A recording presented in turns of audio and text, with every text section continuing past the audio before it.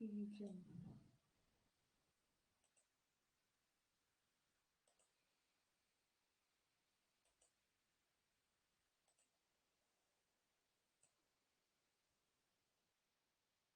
Morning Deepmala जी।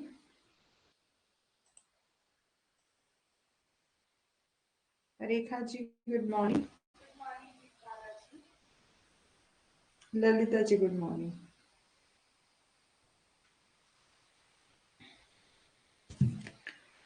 चलो, good morning to all of you. Welcome to fill a form. आगे बढ़ने से पहले मैं आपको बता देना चाहती हूँ, हमारा व्हाट्सएप ग्रुप है, टेलीग्राम ग्रुप है, इनमें से आप कहीं भी ज्वाइन नहीं हुए हैं तो हो सकते हैं। और इसके अलावा यदि आप हमारा कोर्स परचेज करते हैं तो आपको मिलते हैं notes, PYQ with answer, 100+ mock test. और यदि आपके आसपास किसी ने भी हमारा कोर्स परचेज करना हो तो आप उनको बोल सकते हैं कि आप हमारा कोड यूज करेंगे पूजा 10, जिससे आपको 10% ऑफ मिलेगा। चलो एक बार वेट कर लेते हैं थोड़ा सा सभी लोगों के आने का, उसके बाद स्टार्ट करते हैं। ठीक है, नेगोशिएबल इंस्ट्रूमेंट एक्ट डिस्कस करेंगे हम। ठीक है, और ये हमारा लास्ट एक्ट रहेगा। इसके बाद हमारी जो है वो 6 यूनिट समाप्त हो जाएगी। ठीक है, और ललिता जी, रेखा जी, दीपमाला जी, क्या हाल चाल है? कैसी चल रही है प्रिपरेशन? पेपर 1 भी कर रहे हैं साथ साथ में ना? पेपर 1 भी देख लेना साथ साथ में, वो तो आपकी रेगुलर क्लासेस लगती हैं। और इसके साथ साथ, इस क्लास के साथ थोड़ा सा एमसीक्यू सॉल्व करने की कोशिश करना। ठीक है, फिर आराम से हो जाएगा। ठीक है,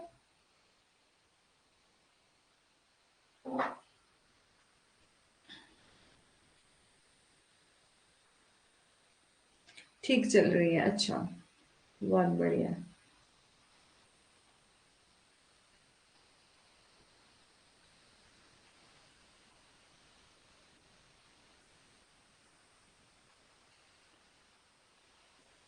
किस चीज का कोई खास नहीं दीपमाला जी? चलो 2 मिनट वेट कर लेते हैं, फिर स्टार्ट कर लेंगे।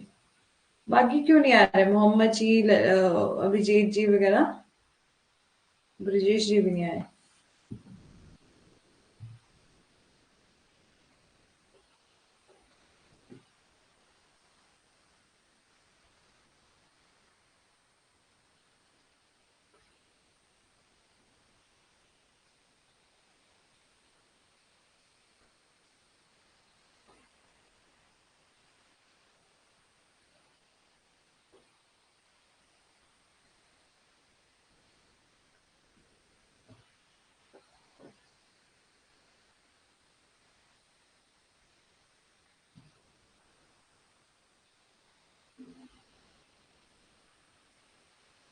अच्छा, स्टडी मैम कुछ खास नहीं। करो तो मेहनत करो, क्योंकि अभी हमारे पास कितना टाइम है? सिर्फ 2 मंथ है। ठीक है, सितंबर को छोड़ दो। ठीक है,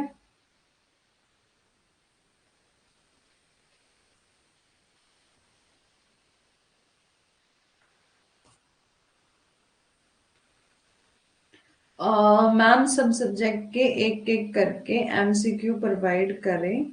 फॉर एग्जाम्पल के लिए कॉन्ट्रैक्ट, जूरिस्प्रूडेंस, बिल्कुल बिल्कुल समझ रही हूँ ललिता जी मैं। ठीक है, और जरूर करूंगी एमसीक्यू प्रोवाइड। लेकिन मैं ये कह रही हूँ कि अभी तक जब भी हमारी ये वाली क्लासेस चल रही है, तब तक आपके पास जो भी रिसोर्सेज मिलते हैं आपको, ठीक है, तो एमसीक्यू लगा लिया करो। ठीक है, और पेपर 1 का भी लगाया करो, साथ में पेपर 2 का भी लगाया करो। पेपर 2 देखो कि 200 मार्क्स का आता है ना, तो थोड़ा सा लेंथी पेपर है। ठीक है, पेपर 1 में तो आपके फिर भी 3 दिन फैकल्टी काम कर रही, पेपर 2 हमारे पास अकेला ही है। ठीक है, तो पेपर 2 लेंथी भी होता है, इसलिए थोड़ा सा एमसीक्यू पेपर 2 के लिए देख लो। बाकी मैं प्रोवाइड करूंगी धीरे धीरे। ठीक है, बाकी क्यों नहीं आ रहे ब्रजेश जी, मोहम्मद जी? बाकी कौन आया और? ललिता जी, रेखा जी और दीपमाला जी के अलावा? ठीक है, ओके ललिता जी, ठीक है। और कौन आया? देखो 4 मिनट हो गया, ऐसे तो टाइम वेस्ट हो जाएगा। चलो स्टार्ट कर लेते हैं। नेगोशिएबल इंस्ट्रूमेंट एक्ट 1881, काफी ज्यादा स्टूडेंट्स ने पहले पढ़ा होगा। ठीक है, उसमें हम मेनली क्या पढ़ते हैं? एक प्रोमिसरी नोट के बारे में पढ़ते हैं। ठीक है, अभिजीत जी आ गया, okay okay, good morning Abhijit ji. Promissory note के बारे में पढ़ते हैं, ठीक है, चेक के बारे में पढ़ते हैं और बिल ऑफ एक्सचेंज के बारे में पढ़ते हैं। ठीक है, उसी से रिलेटेड प्रोविजन है हाउ आपका होल्डर इन ड्यू कोर्स क्या होता है, और आपका नोटिंग क्या होता है, प्रोटेस्टिंग क्या होता है, यदि चेक जो है वो डिसऑनर हो जाए, मतलब इनसफिशिएंट ऑफ फंड हो तो क्या प्रोविजन है, ये सब हम डिस्कस करेंगे। बहुत कोशिश की थी मैंने कि बहुत थोड़ा कम कम लेके आऊं, और लेकिन फिर भी बहुत ज्यादा स्लाइड्स जो है वो बन गई हैं, और इतनी कि बहुत मुश्किल से मैं ये सिर्फ कंटेंट का जुगाड़ कर पाई हूँ। बाकी अभी तक बनाया कितना है, जो इस क्लास के लिए वही इंपॉर्टेंट बनाया है। ठीक है, तो काफी ज्यादा, अब देखो कि हमें पूरा का पूरा एक्ट पढ़ने की तो जरूरत नहीं है, हम वही पढ़ेंगे जो कि इम्पोर्टेंट रहेगा, और जो जो इम्पोर्टेंट है वो मैंने सब बनाया है। ठीक है, गुड मॉर्निंग मोहम्मद जी।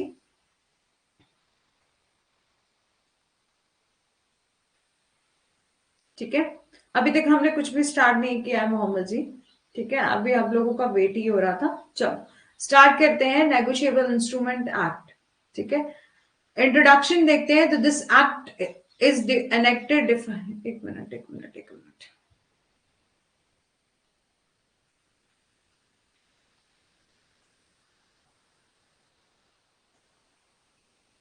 क्लास। ठीक है, तो Negotiable Instrument Act. This act is enacted to define and amend the law relating to promissory note. ठीक है, और हमारा ये negotiable instrument मेनली क्या बात करता है, promissory note के बारे में बात करता है, bill of exchange के बारे में बात करता है, चेक के बारे में बात करता है। ये तीन ही इंपॉर्टेंट negotiable instrument आपको यहाँ पर देखने को मिलेंगे, और ये एक्ट एप्लीकेबल है whole over India including the Jammu and Kashmir. ठीक है, और ये कम एक्ट जो है वो कब कम इनटू एग्जिस्टेंस में आया था, कब कम इनटू फोर्स में आया था, तो 1 मार्च, ठीक है, 1882 को। ठीक है, और ठीक है, और इसको जैसे कि बिल पेश करते हैं, ठीक है, तो ये कब किया गया था, 1881 में किया। ठीक है, अब मीनिंग क्या है नेगोशिएबल इंस्ट्रूमेंट एक्ट, इंस्ट्रूमेंट का, तो नेगोशिएबल इंस्ट्रूमेंट एक्चुअली एक रिटन डॉक्यूमेंट होता है जो कि ट्रांसफरेबल होता है। ठीक है, नेगोशिएबल का क्या मतलब होता है, ट्रांसफर करना, इंस्ट्रूमेंट मीन रिटन डॉक्यूमेंट। ठीक है, तो नेगोशिएबल इंस्ट्रूमेंट एक्चुअली एक रिटन डॉक्यूमेंट है जो कि ट्रांसफरेबल है। ठीक है, जिसको कि ट्रांसफर किया जा सकता है। This document specifies payment to specific person और bearer to the instrument at the specific date.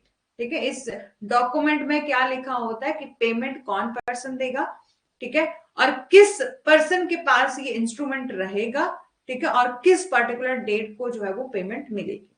ठीक है, और ये एक्ट जो हमारा नेगोशिएबल इंस्ट्रूमेंट है, ये वर्ड आपका, the act does not define the negotiable instrument.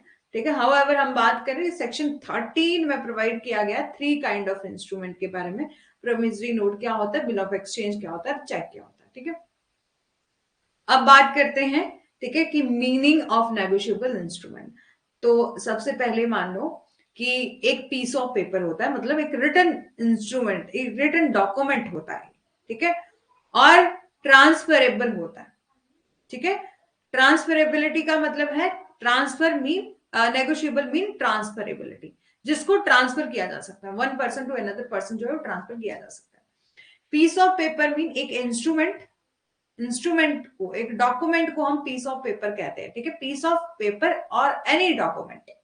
ठीक है, क्या होता है आपका नेगोशिएबल इंस्ट्रूमेंट, मतलब ऐसा कोई रिटन डॉक्यूमेंट होगा, रिटन इंस्ट्रूमेंट होगा जो कि ट्रांसफरेबल है, उसे हम क्या कहेंगे, नेगोशिएबल इंस्ट्रूमेंट कहेंगे। ठीक है, बात करते हैं काइंड ऑफ नेगोशिएबल इंस्ट्रूमेंट की। तो सेक्शन 13 में दिए गए हैं आपके 3 kind of instrument, promissory note, bill of exchange और चेक। प्रोमिसरी नोट की डेफिनेशन कहां पर दी गई, सेक्शन 4 में। सेक्शन 5 में बिल ऑफ एक्सचेंज के बारे में बताया गया, और चेक जो है बताया गया आपका सेक्शन 6 में। ठीक है, अब बात करें फीचर की, कहीं भी किसी को समझ नहीं आएगा तो बता दीजिएगा, साथ साथ में बता दीजिएगा। ठीक है, और जब हम फीचर की बात करते हैं, क्या कुछ नेगोशिएबल इंस्ट्रूमेंट बाकी समझ रहे हैं ना? ऐसा तो नहीं है कि किसी ने पहले नहीं पढ़ा हो, ठीक है। नेगोशिएबल इंस्ट्रूमेंट क्या होता है? एक ऐसे डॉक्यूमेंट, ठीक है, जिसको, जो कि रिटन फॉर्म में होते हैं, ठीक है, जो कि रिटन फॉर्म में होते हैं, जिसको कि एक पर्सन के द्वारा दूसरी, any written document having transferability known as a negotiable instrument. बिल्कुल बिल्कुल मोहम्मद जी, ठीक है। और दीपमाला जी, रेखा जी, ललिता जी, समझ आ रहा ना? देखो, ऐसे इंस्ट्रूमेंट जिसमें आपने कुछ कुछ लिखा होता है, क्या लिखा होता है? पेमेंट के बारे में लिखा है, ठीक है, कि पेमेंट कौन देगा, पढ़ा है, छोटा सा है, हाँ पढ़ा है, सब कुछ पढ़ा है, लेकिन कुछ एक स्टूडेंट हो सकता है कि जिन्होंने नहीं भी पढ़ा हो, ठीक है, तब मैं बता देना चाहती हूँ साफ साफ। वैसे तो चलो सबने पढ़ा, क्योंकि पता क्या हुआ था कि लास्ट क्लास में ना ये पढ़ा है, ओके, ठीक है। तो हम लोग जब ना लास्ट बैच चल रहा था मेरा, तो मैंने बोला कि आप क्या करना है, नेगोशिएबल इंस्ट्रूमेंट को खुद से पढ़ लें, ठीक है। और मैंने ऐसे चार्ट के थ्रू थोड़ा सा बताया था कि एक डॉक्यूमेंट होता है जो कि ट्रांसफरेबल होता है, उसे हम नेगोशिएबल इंस्ट्रूमेंट कहते हैं। बिल ऑफ एक्सचेंज होता है, आपका प्रोविजरी नोट होता है, और चेक होता है। ये सब मैंने चार्ट के थ्रू थोड़ा थोड़ा बताया एक ही सेशन में, जो है एक 1 आवर की क्लास में जो खत्म किया।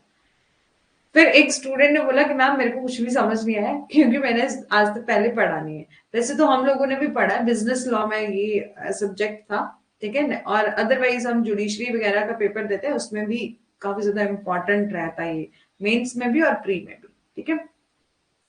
लेकिन तो मैं ऐसे ही बता रही थी, ठीक है। लेकिन बहुत अच्छी बात है कि आप सभी ने पढ़ा है, और इम्पॉर्टेंट है ये, ठीक है तो छोटा सा, छोटा तो नहीं है, काफी ज्यादा बड़ा है, बट ये है कि हम लोग मेन मेन प्रोविजन को ही डिस्कस करते हैं, ठीक है। हाँ, एलएलपी में भी है, बिल्कुल बिल्कुल, ठीक है। बिजनेस लॉ में ये सब्जेक्ट था, negotiable instrument act, sale of goods act, partnership act, ठीक है, ये सब हमारे बिजनेस लॉ में हमने पढ़े, ठीक है। चलो, कि एक ऐसा इंस्ट्रूमेंट होता है, नेगोशिएबल इंस्ट्रूमेंट के क्या कुछ फीचर है? पहला तो बोला कि राइटिंग में होना चाहिए, फ्रीली ट्रांसफरेबल होता है, ठीक है, कि वन पर्सन के द्वारा दूसरे पर्सन को ट्रांसफर किया जा सकता है, ठीक है। और रेखा जी और ललिता जी, ठीक है, तो it should create a right of a person to receive. यहाँ पर ये डॉक्यूमेंट जो है वो क्रिएट करता है किसी पर्सन का राइट, ठीक है, कि वो रिसीव करेगा मनी, ठीक है, and corresponding liability of a person, और दूसरे पर्सन की लाइबिलिटी के बारे में बताता है।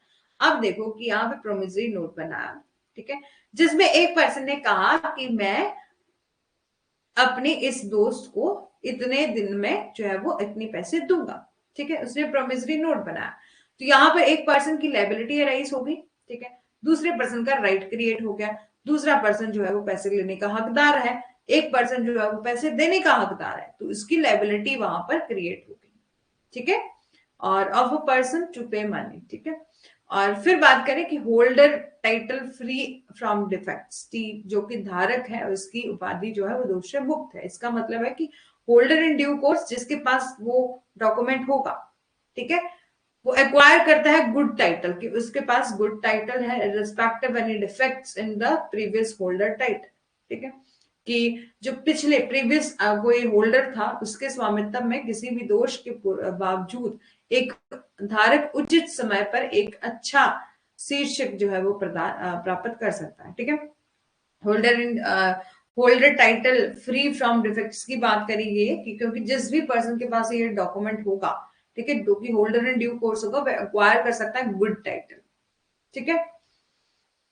अब बात करें कि holder in due course is one who receive the instrument. Holder in due course कौन होता है? वो पर्सन होता है जो कि रिसीव करता है इस इंस्ट्रूमेंट को, ठीक है, फॉर कंसिडरेशन के लिए, मतलब पैसे लेने के लिए, ठीक है। हिंदी में जब भी आता है तो यहाँ पर विचार आता है, तो इसको थोड़ा सा अपने विचारों से निकाल देना, और यहाँ मान लेना कि जब हम कॉन्ट्रैक्ट सेल ऑफ गुड्स की, पार्टनरशिप एक्ट की, या किसी भी ऐसे बिजनेस लॉ सब्जेक्ट की जो हम बात करते हैं जिसमें कंसिडरेशन की, पैसे का लेन देन होता है, तो इसका मतलब यही समझिएगा, कंसिडरेशन मतलब पैसा जो भी लेन देन होता है, ठीक है। तो holder in due course is one who receive the करता है इंस्ट्रूमेंट को, किस लिए? पैसे लेने के लिए, ठीक है, without notice as to defect in the title of transfer, ठीक है, मतलब एक गुड फेथ में जो है उसको ट्रांसफर कर दिया जाता है ये डॉक्यूमेंट, ठीक है, ये जो इंस्ट्रूमेंट है। और बिफोर मेच्योरिटी, ठीक है, बिफोर मेच्योरिटी से पहले, मेच्योरिटी से जो मतलब जितना टाइम दिया है कि 7 मई को जो है वो मैं ये पैसे दूंगा, तो आप उससे पहले किसी को ट्रांसफर कर सकते हो, ताकि वो पर्सन हकदार रहे कि उस दिन से उस पर्टिकुलर डेट को उसके पास जाए और ये बोले कि मेरे को उसने कहा, मतलब ये इंस्ट्रूमेंट मेरे पास है, इट मीन्स कि मैं यहाँ पर एंटाइटल हूँ पैसे लेने के लिए। फिर है ट्रांसफरेबिलिटी की बात करेगी, एक नेगोशिएबल इंस्ट्रूमेंट होता है, उसको आप ट्रांसफर कर सकते हो, ठीक है, और can be transfer any number of time, कब मतलब नंबर ऑफ टाइम आप उसको ट्रांसफर कर सकते हो जब तक कि पेमेंट मिल नहीं जाती। फॉर एग्जाम्पल के लिए देखो, ठीक है, यहां पर मान लीजिए कि एक पर्सन ने ये इंस्ट्रूमेंट बनाया जिसमें लिखा कि बिल ऑफ एक्सचेंज के बारे में बात करी गई, ठीक है, कि यहाँ पर बोला कि मैं चाहे बिल ऑफ एक्सचेंज है, चाहे प्रोमिसरी नोट है, चाहे आपका चेक, ठीक है, हाँ ये बोला कि मैं जैसे प्रोमिसरी नोट की बात करें कि मैं इस पर्सन को इतने रुपए 500 रुपीज जो है वो देने का वचन देता हूँ, प्रॉमिस करता हूँ इस पर्टिकुलर डेट को, ठीक है, और डेट यहाँ पर मेंशन करी गई है, कोई कंडीशन नहीं लगाई, कोई कंडीशन नहीं लगाई, सिर्फ डेट मेंशन करी गई है। तो आप देखो कि उस दिन कब बोला था, कि फॉर एग्जाम्पल के लिए 13 मई को आपने बोला, ठीक है, कि ठीक है 13 मई को बोला कि हमें उस दिन उसकी पेमेंट कर दूंगा, और जब तक इस पर्सन ने क्या करा कि दूसरे पर्सन को ट्रांसफर कर दिया, ठीक है, और उस पर्सन ने किसी और को ट्रांसफर कर दिया, तो यदि 13 मई हो चुकी है और इस बीच वाले पर्सन ने पेमेंट ले ली है, ठीक है, तो वो इस किसी और को ट्रांसफर नहीं कर सकता। जब तक पेमेंट नहीं होती तब तक जो है वो आप क्या कर सकते हो, उसको ट्रांसफर कर सकते हो। आप बात करते हैं प्रिजम्पशन की। प्रिजम्पशन होता है कि आप प्रिज्यूम कर लेते हो, ठीक है, जब भी ठीक है, जब भी आपके नेगोशिएबल इंस्ट्रूमेंट की बात आती है तो ये क्या है, subject to the certain presumption, ठीक है, ये सब्जेक्ट है कुछ एक सर्टेन प्रिजम्पशन का। और सेक्शन 118 में क्या दिया गया है, प्रिजम्पशन के बारे में दिया गया, ठीक है। फर्स्ट है आपका कंसिडरेशन, ठीक है, कि कंसिडरेशन मतलब पैसे का लेन देन। इट शेल बी प्रिज्यूम, हम मानते हैं कि एवरी नेगोशिएबल इंस्ट्रूमेंट जब भी बनाया जाता है, ड्रॉ किया जाता है, तो वो कंसिडरेशन के लिए बनाया जाता है, ठीक है। अब हमारे दिमाग में तो यही आया ना कि जब भी एक नेगोशिएबल इंस्ट्रूमेंट की बात करी जाती है तो वो कंसिडरेशन के लिए ही की जाती है। यदि उनके बीच में कोई लेन देन रहेगा तभी तो वो ये बनाएंगे नेगोशिएबल इंस्ट्रूमेंट, है ना।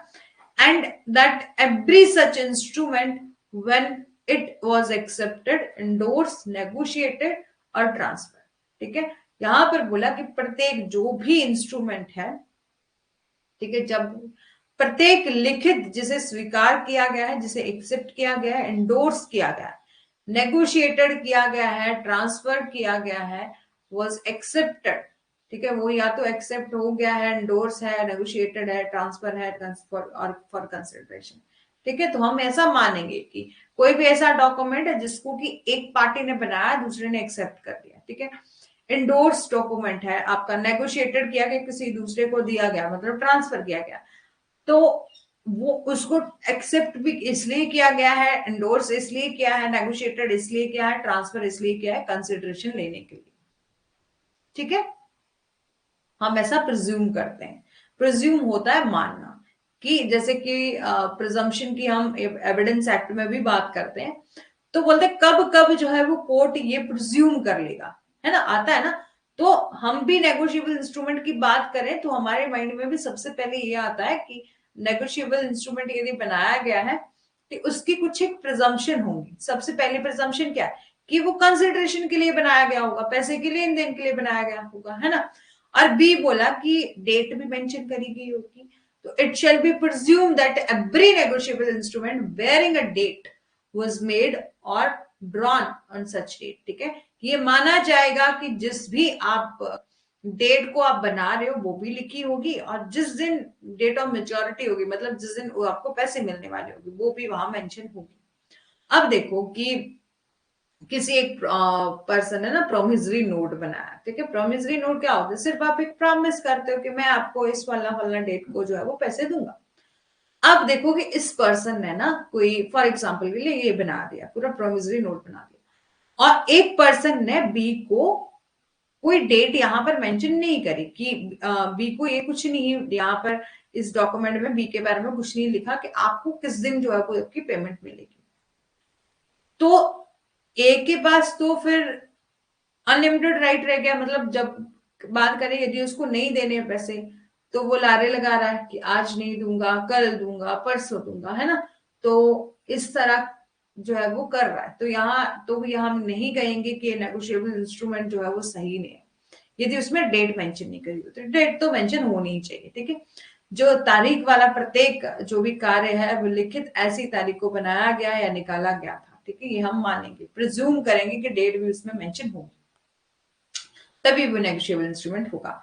अब टाइम ऑफ एक्सेप्टेंस भी बताया गया होगा, ठीक है, कि अब एक पार्टी ने प्रोमिसरी नोट बनाया, ठीक है, दूसरी पार्टी एक्सेप्ट करेगी ना कि अभी ये पेमेंट नहीं कर रहा है, इट मींस की प्रोमिसरी नोट बना के उस पर्टिकुलर डेट को ये क्या करेगा, पैसे दे देगा, ठीक है, जितना भी उसका लेन देन रहेगा, जितना भी उसका रहेगा वो उसको दे देगा। तो टाइम ऑफ एक्सेप्टेंस की भी बात करेंगे, इट शैल बी प्रिज्यूम, हम ये मान लेंगे कि every accepted bill of exchange was accepted with in a reasonable time, कि जब भी कोई बिल ऑफ एक्सचेंज जो है वो एक्सेप्ट की जाती है वो within a reasonable time में की जाती है after its date for before a maturity, ठीक है, कि बोला है हम ये प्रिज्यूम करते हैं कि every accepted bill of exchange जो है वो एक्सेप्ट कर लिया है, ठीक है, और विद इन रीजनेबल टाइम के लिए कि आपको यहां बताया गया था कि इस पर्टिकुलर डेट को, इस पर्टिकुलर टाइम को आपको क्या मिलेंगे, आप जो है वो कंसिडरेशन लेने का हकदार रहेंगे, ठीक है, मतलब जो भी पैसे का लेन देन होगा वो आप ले सकते हो, लेकिन आप उसको ट्रांसफर कर सकते हो किसी और को बिफोर इट्स मेच्योरिटी, ठीक है। फॉर एग्जाम्पल के लिए देखो कि बोला था 16 मई को कि ये इसमें आपको जो है वो इतना मतलब 10,000 की पेमेंट जो है वो मिल जाएगी, ठीक है, 10,000 की पेमेंट जो है वो मिल जाएगी, और आपने 16 मई को इसकी मेच्योरिटी डेट थी, आपने उससे पहले किसी को ट्रांसफर किया तो चलेगा, ठीक है, वो पर्सन ले लेगा। लेकिन यदि आप उसके बाद कर रहे हो, ठीक है, और आपने यहाँ पर पेमेंट ले ली, आप उसके बाद कर रहे हो, इट मीन्स कि आपने पेमेंट ले ली है, तो आप ऐसा नहीं कर सकते, ठीक है, आफ्टर इट्स डेट और इट्स मेच्योरिटी, ठीक है, मेच्योरिटी। अब नेक्स्ट है आपका ट्रांसफर। हम प्रिज्यूम करेंगे कि एवरी नेगोशिएबल इंस्ट्रूमेंट जो है वो ट्रांसफरेबल होता है, उसको ट्रांसफर किया जा सकता है, बट बिफोर इट्स मेच्योरिटी, जब मेच्योर नहीं होगा, मतलब उसमें टाइम दिया गया कि आपको इस पर्टिकुलर डेट को जो है वो पैसे मिल जाएंगे, ठीक है, तो आप लेने के हकदार रहेंगे, इंटाइटल रहेंगे, ठीक है, तो उससे पहले जो है आप किसी को ट्रांसफर कर सकते हैं, ठीक है। फिर बोला कि ऑर्डर ऑफ इंस्ट्रूमेंट, ठीक है, it shall be presume that endorsement were made in order which they appear here in, ठीक है, यहां पर बोला कि यह माना जाएगा कि जो भी मतलब ऑर्डर ऑफ इंडोर्स, मतलब आप जो है वो किसी को इंडोर्स करोगे ना, किसी और को आप जो है वो क्या कर रहे हो कि अपना डॉक्यूमेंट दे, मतलब जो नेगोशिएबल इंस्ट्रूमेंट है वो इंडोर्स कर रहे हो, तो वो एक ऑर्डर में होना चाहिए, ऐसा नहीं है कि एक पर्सन दे रहा है दूसरा उसी को वापस दे रहा है, ऐसे ऐसा नहीं होना चाहिए। तो आप जो भी उस डॉक्यूमेंट को इंडोर्स कर रहे हो वो मेड इन ऑर्डर में होना चाहिए, विच दे अपेयर हियर, ठीक है, जिस पे जो है वो जिस क्रम में वहां पर दिखाई देता है, ठीक है। देखो कि फॉर एग्जाम्पल के लिए ये प्रोमिसरी नोट है ना, ठीक है, और यहां पर एक पर्सन का नाम लिखा था ए का, ठीक है, आप क्या करते हो, बिफोर मेच्योरिटी बी को दे देते हो, बी का भी सी के साथ कोई लेन देन रहेगा तो बी जो है वो सी को बता देगा, सी को ये दे देगा, ठीक है, तो यहाँ पर वो मेंशन कर देंगे, फिर वो डी को दे देगा, तो यहाँ पर बोला यहाँ पर अब जैसा कि ऑर्डर में लिखा होगा ना वैसा ही किसी को इंडोर्स किया गया होना चाहिए जिस ऑर्डर में। फिर स्टैंप जी होनी चाहिए, बिल्कुल होनी चाहिए, it shall be presume that instrument is duly sign और स्टैम्प होना चाहिए, कि जो इंस्ट्रूमेंट है, जो डॉक्यूमेंट है, जो ड्यूली सिग्नेचर होने चाहिए उसमें और प्रॉपरली स्टैंप भी लोग जो है वो लगी हुई। स्टैंप किसकी लग सकती है? आप देखो कि आपने कोई डॉक्यूमेंट बनाया तो आप नोटरी पब्लिक के पास जा सकते हो, तहसीलदार के पास जा सकते हो प्रॉपर उसमें स्टैंप लगाने के लिए। ठीक है, एक मिनट।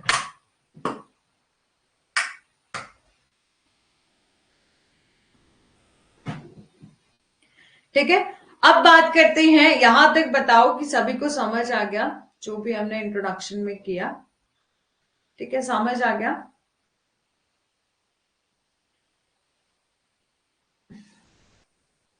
ललिता जी, रेखा जी,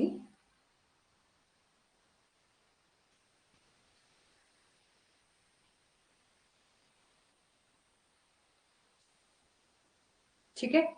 तो बात करते हैं प्रोमिसरी नोट की। ये दिया गया है आपका सेक्शन नंबर 4 में। ठीक है, प्रोमिसरी नोट के बारे में कि सेक्शन नंबर 4 में जो है वो आपका प्रोमिसरी नोट दिया गया है। थोड़े से सेक्शन थोड़े से याद कर लेना कि प्रोमिसरी नोट सेक्शन 4 में दिया है, बिल ऑफ एक्सचेंज सेक्शन 5 में दिया है, चेक दिया है आपका 6 में, नोटिंग एंड प्रोटेस्ट 99 और 100 में दिया है, एक 138 जो कि डिसऑनर ऑफ चेक की बात करता है।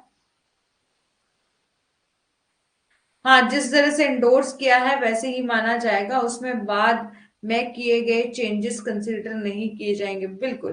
ठीक है, तो उसमें जो बाद में किए गए यदि किसी पार्टी के द्वारा चेंजेस कर दिए ना, ठीक है, तो वो नहीं रेलिवेंट माने जाएंगे। ठीक है, अब बात करते हैं प्रोमिसरी नोट की। तो सेक्शन नंबर 4 में दिया है आपका प्रोमिसरी नोट। प्रोमिसरी नोट एक लीगल फाइनेंशियल इंस्ट्रूमेंट होता है जो कि इशू किया जाता है एक वन पार्टी के द्वारा। प्रॉमिस करता है वो कि मैं पे करूंगा, प्रोमिसिंग टू पे द डेप्ट ऑन टू अनदर पार्टी। ठीक है, कि यहां पर बोला कि प्रोमिसरी नोट क्या होता है, एक ऐसा फाइनेंशियल इंस्ट्रूमेंट होता है, लीगल इंस्ट्रूमेंट, मतलब फाइनेंशियल इंस्ट्रूमेंट इसे कह सकते हैं क्योंकि इसमें पैसे का लेन देन जो है वो होता है। ठीक है, उसकी प्रॉपर डेफिनेशन तो ये है। ठीक है, लेकिन यहां थोड़ा सा इजी करने के लिए अलग से जो है वो बताया गया। ठीक है, तो ये है इसकी प्रॉपर डेफिनेशन जो कि सेक्शन 4 की है। ठीक है, तो समझिए कि प्रोमिसरी नोट क्या है, एक लीगल फाइनेंशियल इंस्ट्रूमेंट है जो कि एक पार्टी देती है किसी दूसरी पार्टी को। ठीक है, कि वो पे करेगा कुछ एक डेब्ट। ठीक है, जो कि, ठीक है, दूसरे पक्ष को दिए गए ऋण का भुगतान करने का वादा करता है। ठीक है, फॉर एग्जाम्पल के लिए ए पार्टी ने क्या किया है, ए पार्टी ने बी से जो है वो 10,000 रुपीज लिए। ठीक है, जिस फिर बाद में बी जो है वो ए से मांगता है, तो ए ये कहता है कि चल भाई मेरे पास तो ये नहीं, अभी तक नहीं है, लेकिन मैं प्रोमिसरी नोट बना के देता हूं, मैं आपको प्रॉमिस करता हूं। यहां पर ए पार्टी बी पार्टी को क्या कर रही है, वो प्रोमिसरी नोट बना के एक लीगल इंस्ट्रूमेंट इशू कर रही है कि वो प्रॉमिस कर रही है कि मैं पे करूंगा जो भी डेप्ट, ठीक है, ऋण का जो ऋण उसने लिया था उसका भुगतान जो है वो करूंगा। ठीक है, या किसी भी तरह से हो सकता है उसने पैसे लिए हों या कोई भी अदर, कोई उसने कॉन्ट्रैक्ट करने की कोशिश कर, मतलब कॉन्ट्रैक्ट किया हो, उन दोनों पार्टीज ने कोई कॉन्ट्रैक्ट किया हो जिसमें एक पार्टी का कोई लेन देन बच रहा हो, तो उसके लिए वो प्रॉमिस कर सकता है। अब डेफिनेशन देखो, डेफिनेशन में बोला है promissory note is an instrument, एक ऐसा इंस्ट्रूमेंट होता है जो कि इन राइटिंग में होता है और कंटेनिंग अनकंडीशनल अंडरटेकिंग। ठीक है, जिसमें कि निर्माता द्वारा हस्ताक्षरित एक बिना शर्त के उपक्रम, मतलब यहां पर आप जो है वो कंडीशन नहीं लगाओगे। ठीक है, अनकंडीशनल अंडरटेकिंग की बात करिए, आपने प्रोमिसरी नोट बनाया है, ठीक है, ऐसे ऐसे, और बिल्कुल आपने ये नहीं लिखा, आपने सिर्फ ये लिखा कि मैं ए प्रॉमिस करता है कि बी को इतने पैसे जो है वो एक पर्टिकुलर डेट को देगा। उसमें ये नहीं बोला है कि यदि बी ए के मेरे साथ जो है वो अपनी बेटी की शादी करवाएगा तब मैं जो है उसको इस पर्टिकुलर डेट को मैं इतने पैसे दूंगा, तो ये प्रोमिसरी नोट नहीं होगा, जिसमें अनकंडीशनल अंडरटेकिंग होगी साइन बाय द मेकर, जिस पर्सन ने बनाया है, यानी कि मैंने बनाया है यदि कोई इंस्ट्रूमेंट, तो मेरे भी साइन होनी चाहिए टू पे a certain sum of rupees, और मैं यहाँ पर राजी होनी चाहिए। ठीक है, कि मैंने अपनी कंसेंट दे रही हूँ कि मैं जो है वो पे करूंगी कुछ सम ऑफ रुपीज। ठीक है, और ऑर्डर ऑफ सर्टन पर्सन।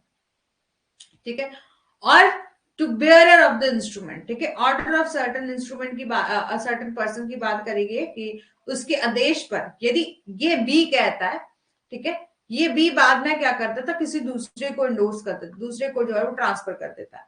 तो बोला है कि यहाँ पर साफ साफ डेफिनेशन में बोला है to order the of certain person, ठीक है, जिसको भी, और द बेयरर ऑफ इंस्ट्रूमेंट, जिसके पास भी इंस्ट्रूमेंट होगा उसको मैं ये भुगतान करूंगा। ठीक है, समझ आ गया। इसी में सब कुछ डिफाइन करके रखा हुआ है सेक्शन 4 की डेफिनेशन में।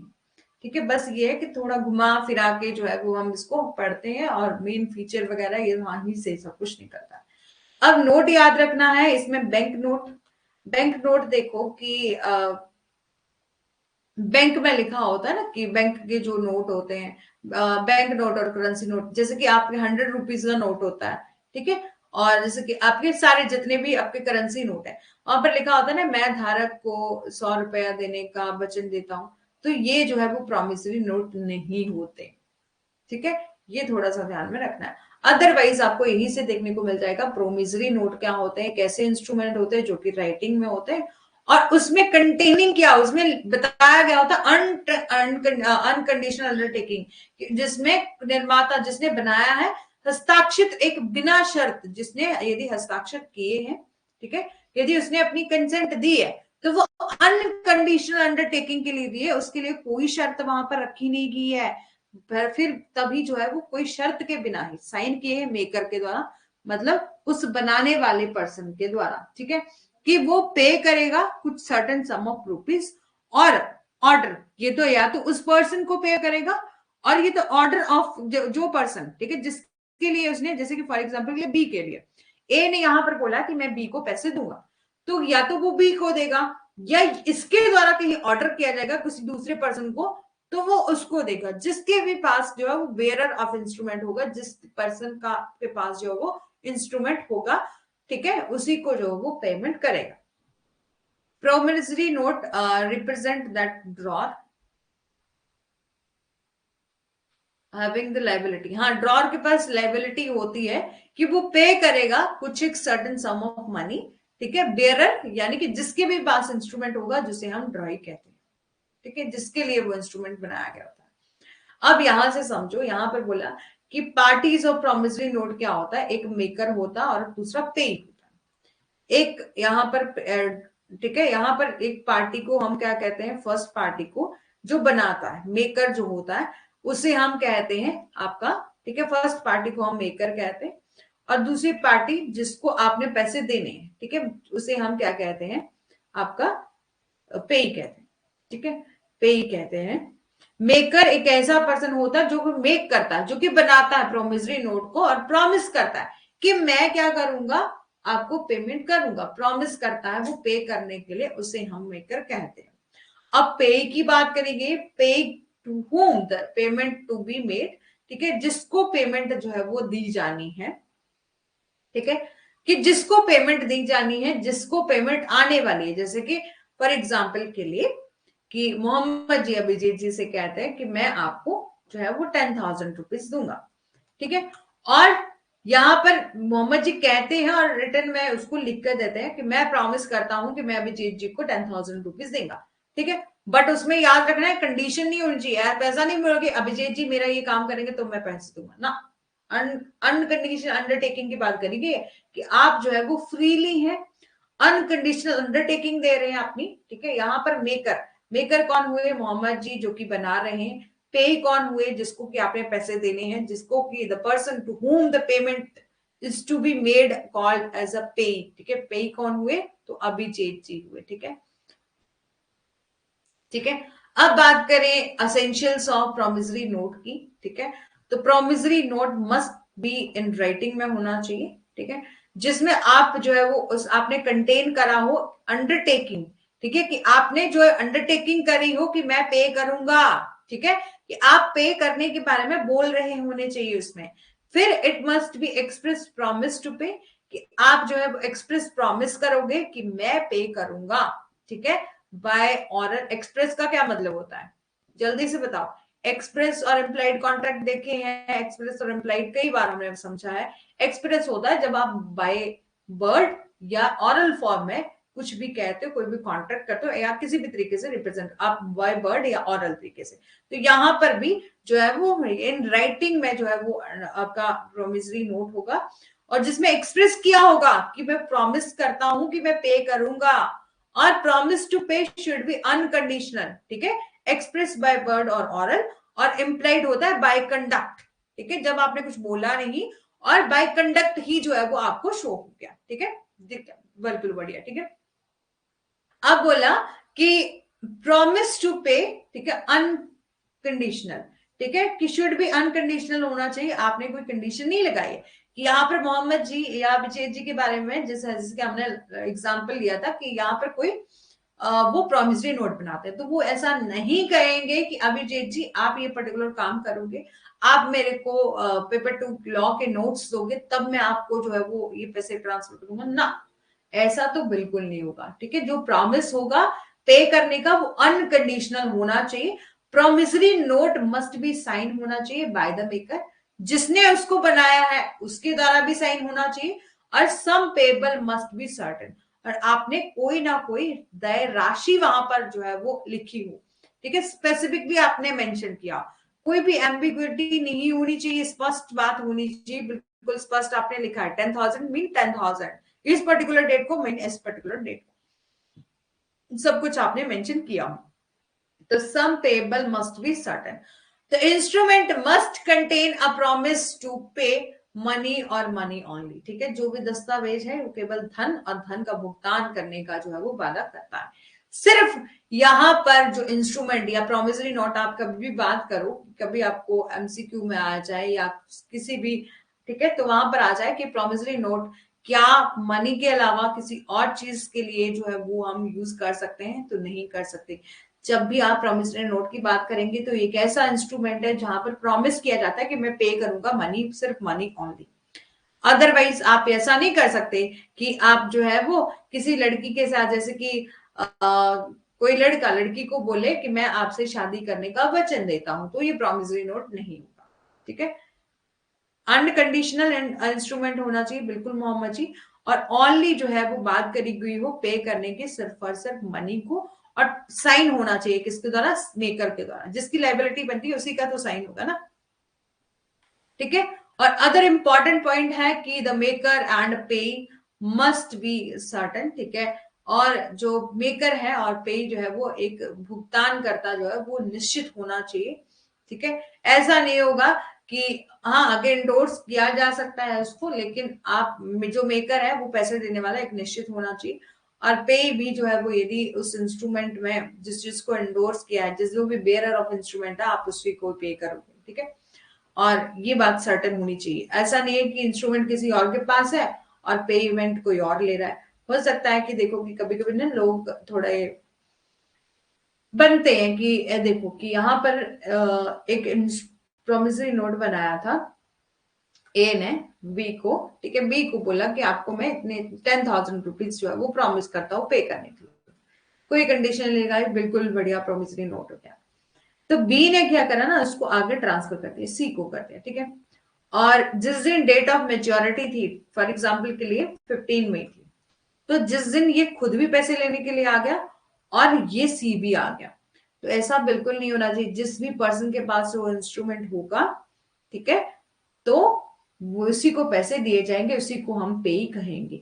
यदि आपने इसको ट्रांसफर कर दिया है तो आप खुद इंटाइटल नहीं है पैसे लेने के लिए। प्रोमिसरी नोट क्रिएट करता है liability for payment only, payment of money only, बिल्कुल बिल्कुल मोहम्मद जी।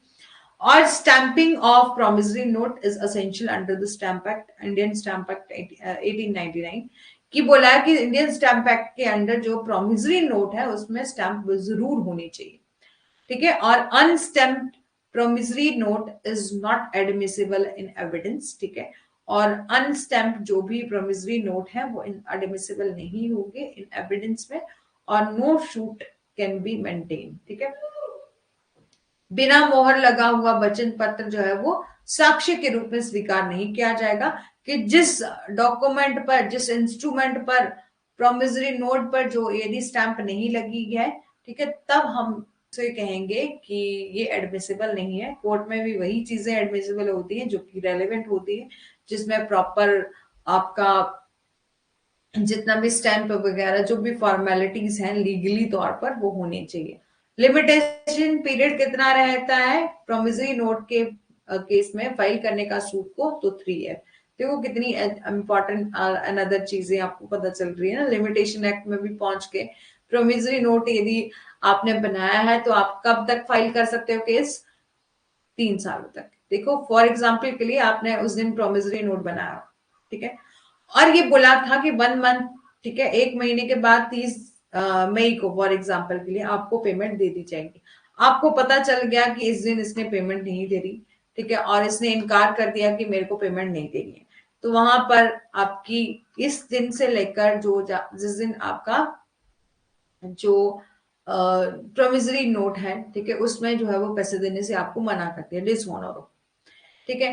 तो यहां से आपका 3 सालों तक आप जब मर्जी जो है वो केस फाइल कर सकते हो कॉज ऑफ एक्शन से, ठीक है, लेकर कि जब तक आपका 3 साल नहीं होता तब तक आप केस फाइल कर सकते हो, ठीक है। Not to file a suit in 3 year from the date of execution, ठीक है, sorry from the date of execution की बात करिए, जिस दिन बनाया है, ठीक है, जिस दिन से जो है वो 3 ईयर तक इसकी लिमिटेशन पीरियड रहेगा। और from the date of acknowledgement, और बी पर्सन जिसके लिए बनाया गया, जिसको जब तक नॉलेज, मतलब जिस दिन जो है वो उसको नॉलेज मिलेगा तब तक जो है वो उसकी 3 ईयर जो है वो क्या रहेगा, लिमिटेशन पीरियड रहेगा। तब तक तो ऑब्वियस ही बात है कि कोई भी पर्सन केस फाइल करना होएगा तो वो कर सकता है, ठीक है। यदि अमाउंट ज्यादा होता है तो लोग बेझिझक केस कर देते हैं, कम होता है तो लोग करते भी नहीं है, क्योंकि कोर्ट्स में क्या होता है बहुत टाइम लग जाता है केस को सॉल्व होने के लिए, इसलिए लोग थोड़ा अवॉइड करते हैं। अब बात करें बिल ऑफ एक्सचेंज की, तो सेक्शन 5 में दिया गया है bill of exchange. Bill of exchange can be understood एक रिटन नेगोशिएबल इंस्ट्रूमेंट होता है, ठीक है। और प्रोमिसरी नोट के जितने भी प्रोविजन थे वो समझ आ गए ना सभी को? ठीक है, समझ आ गए तो जल्दी से बता दो, नहीं कोई डाउट है तो भी जल्दी से बता दो, ठीक है। यहां पर बोला कि बिल ऑफ एक्सचेंज जो है वो आपका सेक्शन 5 में दिया गया है, ये इंपॉर्टेंट रहेगा याद करना, सेक्शन 5 में दिया गया है। अब बात करें बिल ऑफ एक्सचेंज को हम अंडरस्टूड करते हैं कि एक क्या है, हम इस तरह से समझते हैं कि एक रिटन नेगोशिएबल इंस्ट्रूमेंट है। कि बिल ऑफ एक्सचेंज क्या है? रिटन नेगोशिएबल इंस्ट्रूमेंट है जो कि कैरी करता है क्या? जी मैम क्लियर, ठीक है। और important point, maker and payee must be certain होनी चाहिए, स्टैंपिंग एसेंशियल होनी चाहिए, और unstamp promissory note not admissible as evidence, ठीक है, बिल्कुल बढ़िया। और 3 ईयर लिमिटेशन पीरियड होगा from the date of execution और कम इन द नॉलेज, ठीक है, बहुत बढ़िया, ठीक है।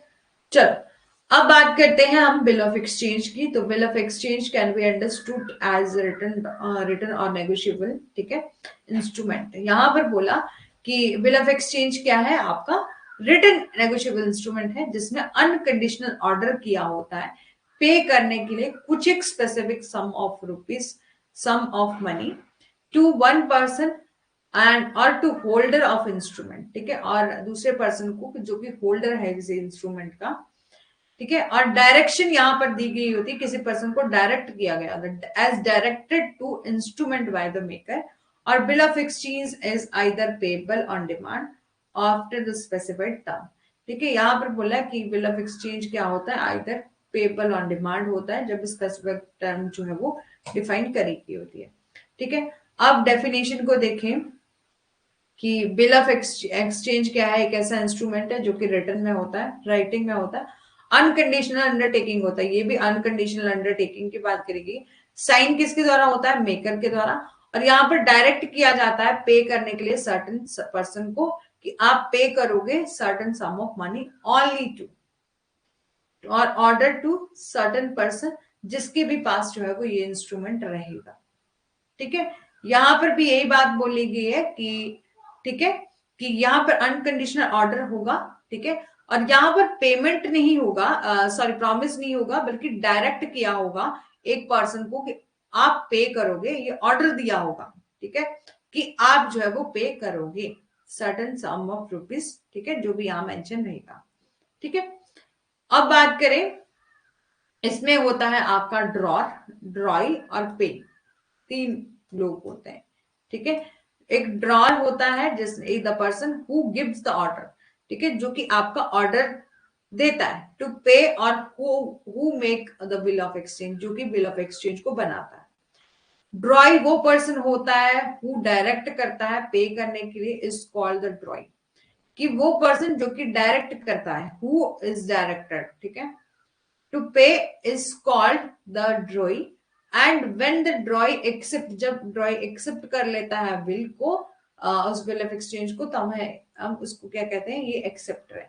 देखो कि यहाँ पे ना, फॉर एग्जांपल के लिए ए ने बी को यहाँ प्रोमिसरी नोट के केस में क्या किया था, प्रॉमिस किया था कि मैं पे करूंगा ये सर्टेन सम ऑफ रुपीज। लेकिन बिल ऑफ एक्सचेंज में क्या होता है, एक पार्टी है, ठीक है, जो कि बिल ऑफ एक्सचेंज को बना रही है, ठीक है, the person who give the order, ठीक है। और यहाँ पर जो है वो एक पर्सन प्रॉमिस ना करते हुए ऑर्डर करता है कि ये बी जो है वो मेरे को इस पर्टिकुलर डेट को इतने रुपीज जो है वो देगा, ठीक है। और बी कौन हुआ, ड्रॉई, ठीक है, जिसको कि डायरेक्ट किया होता है कि वो मेरे इस पेमेंट को देगा। और जब वो एक्सेप्ट कर लेता है, उस जो ड्रॉई है वो एक्सेप्ट कर लेता है, तब हम उसके उसे एक्सेप्टर कहेंगे, ठीक है। और पेई कौन होता है, the person to whom the payment is made, payment to be made is called payee. अब तीसरा पर्सन कौन हो गया आपका पेई। पेई वो पर्सन होता है, ठीक है, पेई वो पर्सन होता है, फॉर एग्जाम्पल के लिए आपने नेगोशिएबल इंस्ट्रूमेंट बनाया, ठीक है, बी ने, बी को यहाँ पर डायरेक्ट किया गया कि आप जो है वो ए को इतने पैसे देंगे, ठीक है, यहाँ पर ऑर्डर किया गया। अब फॉर एग्जाम्पल के लिए ए ने किसी और को एंडोर्स कर दिया ये डॉक्यूमेंट, ठीक है, किसी और को ट्रांसफर कर दिया, जिसको भी ट्रांसफर किया, इसने किसी और को कर दिया, इसने किसी और को कर दिया, ऐसे ऐसे सिलसिला चलता रहा। तो जो भी लास्ट पर्सन होगा जिसे पेमेंट वो मिलेगी, उसे हम पेई कहेंगे, ठीक है। ठीक है, समझ आ गया ना, दोबारा से देखें, समझ आ गया वैसे। अब बिल ऑफ एक्सचेंज को बोला एक रिटन डॉक्यूमेंट होता है जिसमें अनकंडीशनल ऑर्डर होता है, जिसमें अनकंडीशनल अंडरटेकिंग की वजह से, अंडरटेकिंग के अलावा, ठीक है, क्या होता है आपका, ऑर्डर किया जाता है। एक पार्टी जो है वो ऑर्डर करती है कि ये पर्टिकुलर पर्सन मेरे को स्पेसिफाइड सम ऑफ रुपीज, ठीक है, हाँ रिपीट कर रही हूँ, ठीक है, promissory note contain promise to pay, हाँ हाँ, और बिल ऑफ एक्सचेंज कंटेन करता है ऑर्डर और डायरेक्शन टू पे, ठीक है, बहुत बढ़िया, ठीक है। चलो रिपीट करने लगी हूँ वैसे ही, क्योंकि बहुत जल्दी जल्दी बताते तो बहुत धीरे धीरे समझाया नहीं था, ठीक है। तो चलो, बिल ऑफ एक्सचेंज क्या है, जब हम समझते हैं कि बिल ऑफ एक्सचेंज होता क्या, हमने प्रोमिसरी नोट को बहुत अच्छे से जान लिया। प्रोमिसरी नोट क्या होता है, जिसमें एक पार्टी प्रॉमिस करती है, ए बी से प्रॉमिस करेगा कि मैं आपको 10,000 रुपीज इस पर्टिकुलर डेट को, ये पर्टिकुलर डेट मेंशन करेगी, यहां पर दूंगा, ठीक है।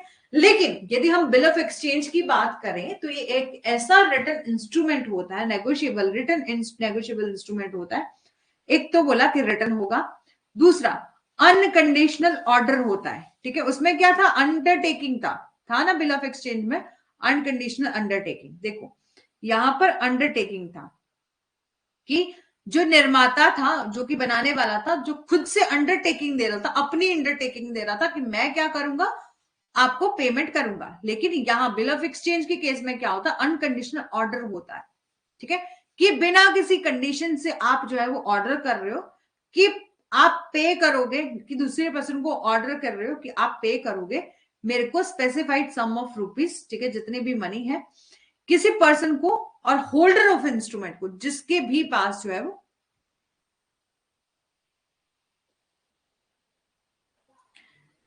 ये क्या लिख रहे हैं आप,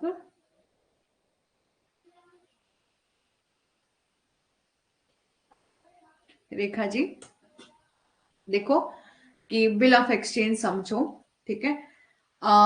फॉर एग्जाम्पल के लिए ये है आपका राम, ठीक है, ये है आपका श्याम, ठीक है, और ये है आपका सोहन, ठीक है।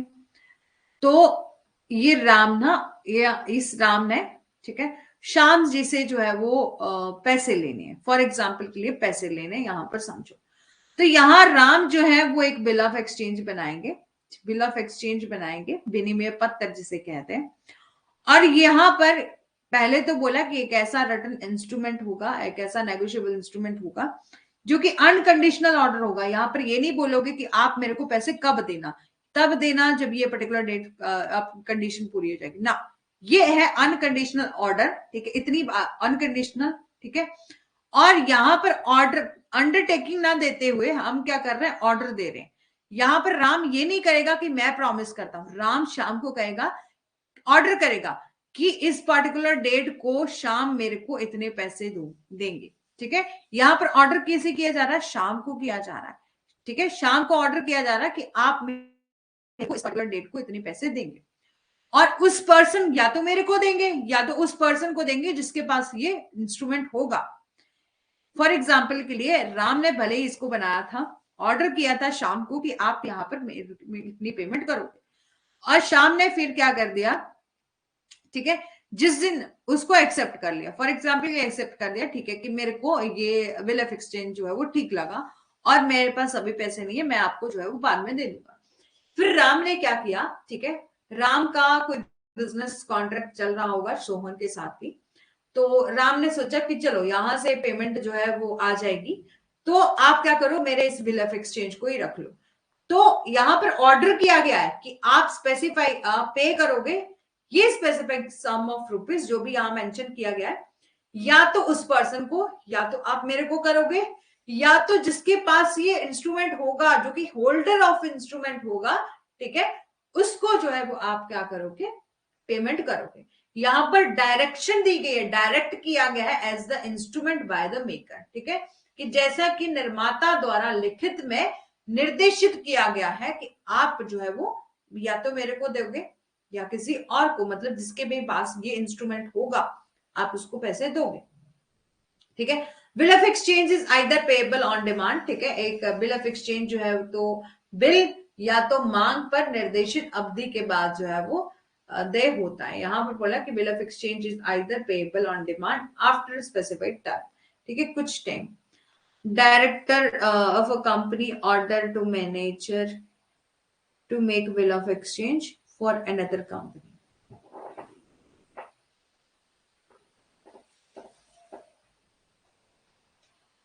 मोहम्मद जी थोड़ा सा आप लोग जो है वो समझे नहीं है, एक मिनट, ठीक है। यहाँ पर डायरेक्टर जो है वो कंपनी को ऑर्डर करेगा, ठीक है, आपने बोला कि डायरेक्टर कंपनी को ऑर्डर करेगा मैनेजर को कि आप जो है वो बिल ऑफ एक्सचेंज, एक मिनट एक मिनट, ठीक है, कि बिल ऑफ एक्सचेंज बनाओ फॉर अनदर कंपनी के लिए ना।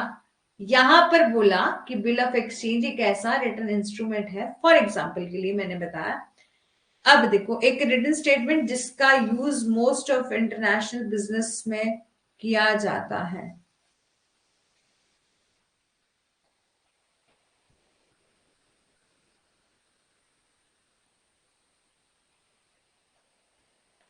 ठीक है। चलो मैं एक और एग्जांपल देती हूँ, ठीक है, कि देखो कि जैसे मोहम्मद जी के एग्जांपल कोई लेते हैं, एक डायरेक्टर है ना कंपनी का, ठीक है, डायरेक्टर जो है वो एक कंपनी का, ठीक है, वो ये कहता है किसको, ठीक है, डायरेक्टर के बारे में बात ना करते हुए किसी और के बारे में बात करते हैं। फॉर एग्जाम्पल के लिए ए और बी का जो है वो कॉन्ट्रैक्ट हो रहा है, ठीक है, और बी का जो है वो कोई लेन देन जो है वो बचता है।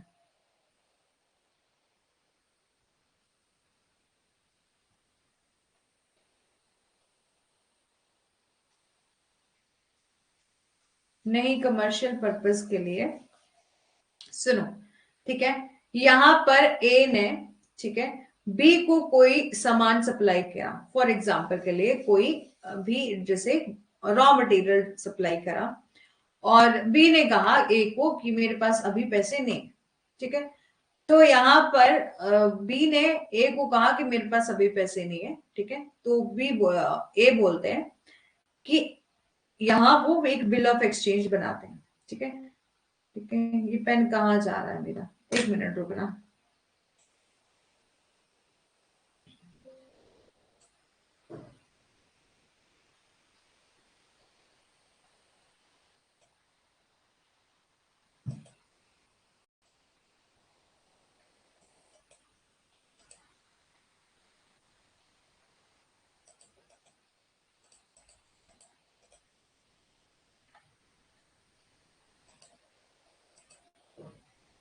देखो, ए बी को रॉ मटेरियल जो है वो सप्लाई करते हैं, ठीक है, और बी क्या कहते हैं कि अभी मेरे पास पैसे नहीं है, ठीक है, तो ए बोलते हैं चलो कोई बात नहीं, पैसे नहीं है, हम क्या बनाएंगे, एक बिल ऑफ एक्सचेंज बनाएंगे, ठीक है, बिल ऑफ एक्सचेंज बनाएंगे, ठीक है, जिसमें आपका मेंशन किया गया होगा कि आपको कितने, फॉर एग्जाम्पल के लिए 20,000 रुपीज उसके बनते थे, ठीक है, 20K बनते थे, ठीक है, तो यहां पर उसने बिल ऑफ एक्सचेंज बनाया और ए ने ऑर्डर किया, ए को पैसे लेने हैं, ठीक है, ए को पैसे लेने हैं, ए ने ऑर्डर किया बी को, ठीक है, कि आप मेरे को इस पर्टिकुलर डेट में क्या दोगे, 20,000 रुपीज दोगे, ठीक है, इस पर्टिकुलर डेट को जो है वो आप मेरे को 20,000 रुपीज दोगे, ठीक है, उससे पहले तो जब उसकी इच्छा करती है तो वो दे सकता है, अदरवाइज वो इस पर्टिकुलर डेट को तो देनी पड़ेंगे।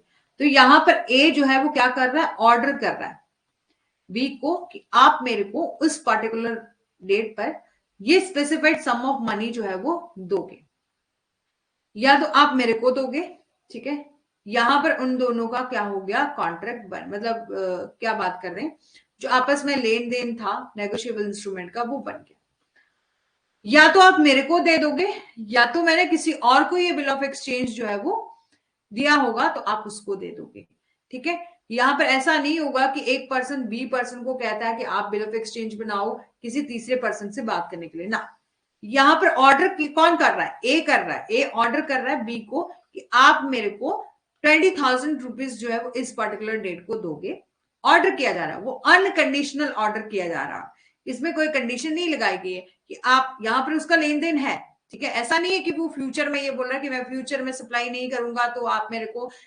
20,000 रुपीज मत देना या देना, है ना, तो अनकंडीशनल ऑर्डर टेक है, अंडरटेकिंग है कि उसको लेना है तो लेना है क्योंकि उसने अपना काम कर दिया, या कोई भी आप फॉर एग्जाम्पल के लिए कोई भी यहाँ पर एग्जाम्पल ले सकते हो, ठीक है, तो यहां पर बोला अनकंडीशनल अंडरटेकिंग होगी, कोई कंडीशन यहाँ पर नहीं लिखी हो गई होगी, यहाँ पर सिर्फ एक पार्टी बी पार्टी को ऑर्डर करेगी आप मेरे को specified sum of rupees money दो, फॉर एग्जाम्पल के लिए फिर क्या हो गया कि ए गया किसी और सी पर्सन के पास, ठीक है, और उससे सी पर्सन जो है वो ए के लिए काम करता होगा, है ना, तो यहां सी पर्सन ने बी पर्सन ए पर्सन से जो है वो 20,000 रुपीज लेने होंगे, तो यहां पर ए कहता है कि मेरे पास ये बिल ऑफ एक्सचेंज पड़ा है, ठीक है, ये इंस्ट्रूमेंट पड़ा है जिससे आपको ये पैसे मिल जाएंगे, ठीक है, तो यहां पर बी क्या करते हैं, इस बिल ऑफ एक्सचेंज को सी को दे देते हैं, ठीक है, तो यहां पर सी भी इंटाइटल है, बी यदि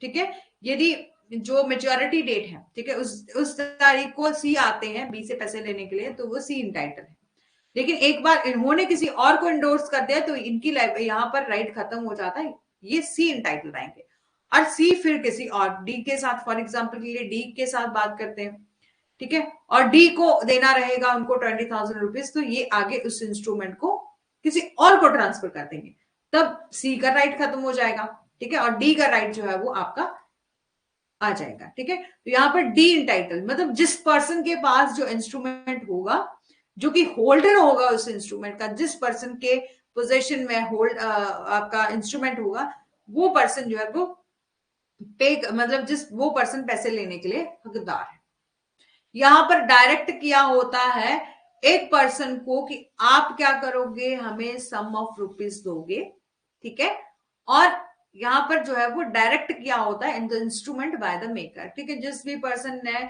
जो इंस्ट्रूमेंट बनाया है उसके द्वारा दूसरे पर्सन को डायरेक्शन दी गई होती है कि आप मेरे को ये particular sum of rupees, for example 20,000 rupees ये पर्टिकुलर डेट को दे देना, ठीक है, और कुछ नहीं लिखा होगा, सिर्फ ये पर्टिकुलर डेट को दे देना, अब ठीक है, समझ आ गया,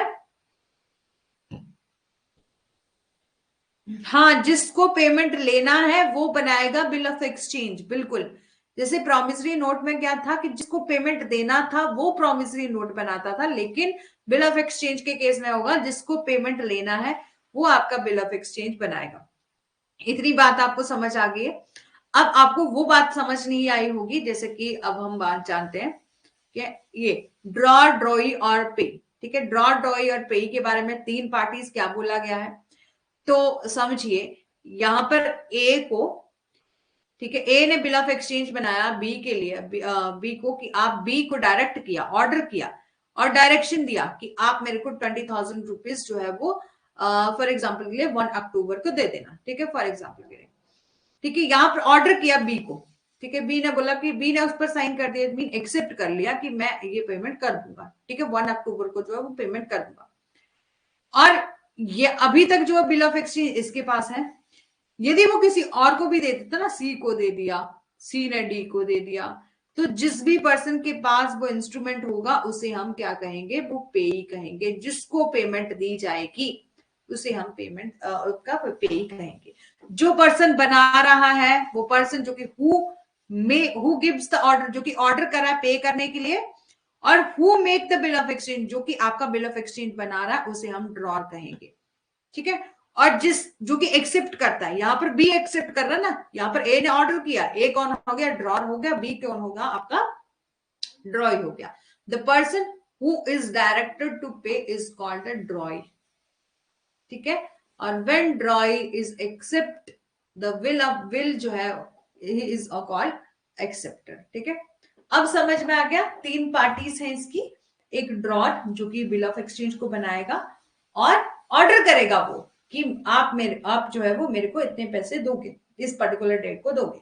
ड्रॉय कौन हुआ, एक ऐसा पर्सन, ठीक है, जो जिसको भी ऑर्डर किया गया है और जो एक्सेप्ट करता है कि मैं ये पर्टिकुलर डेट को पैसे दे दूंगा। ठीक है, और पे कौन हुआ, फॉर एग्जाम्पल के लिए यदि, ठीक है, यदि ए जो है वो आगे किसी को एंडोर्स नहीं करता, फॉर एग्जाम्पल के लिए ए जो है वो सी को नहीं देता, बी को नहीं देता, और ए और बी के बीच में ही क्या होता आपका, जैसे कि ए बनाता अपना और अपना बिल ऑफ एक्सचेंज। ठीक है, तो ये ड्रॉर था, बी के लिए बनाया, बी को ऑर्डर किया है कि आप जो है वो पेमेंट करोगे, इसे हम ड्रॉई कहेंगे। ठीक है, अब सी ने किसी और को नहीं दिया, तो सी को ही पैसे, फॉर एग्जाम्पल यहाँ पर ए ने जो है मतलब जिसने बनाया, जिसने बिल ऑफ एक्सचेंज किसी और को ट्रांसफर नहीं किया, तो उसी को हम क्या कहेंगे, पेई कहेंगे। उसी को पैसे मिलेंगे, जिसको पैसे मिलेंगे उसे हम पेई कहेंगे। ठीक है, बाकी बताओ, मोहम्मद जी, ललिता जी ने तो कहा, कह दिया कि आ गया समझ, बिल्कुल ऑल क्लियर। लेकिन अब बाकी बताओ, ब्रिजेश जी भी आ गए क्लास में, अभिजीत जी, दीपमाला जी, कहीं भी कोई डाउट है कोई बात नहीं, दोबारा से पूछ लो। ठीक है, जल्दी से बताओ।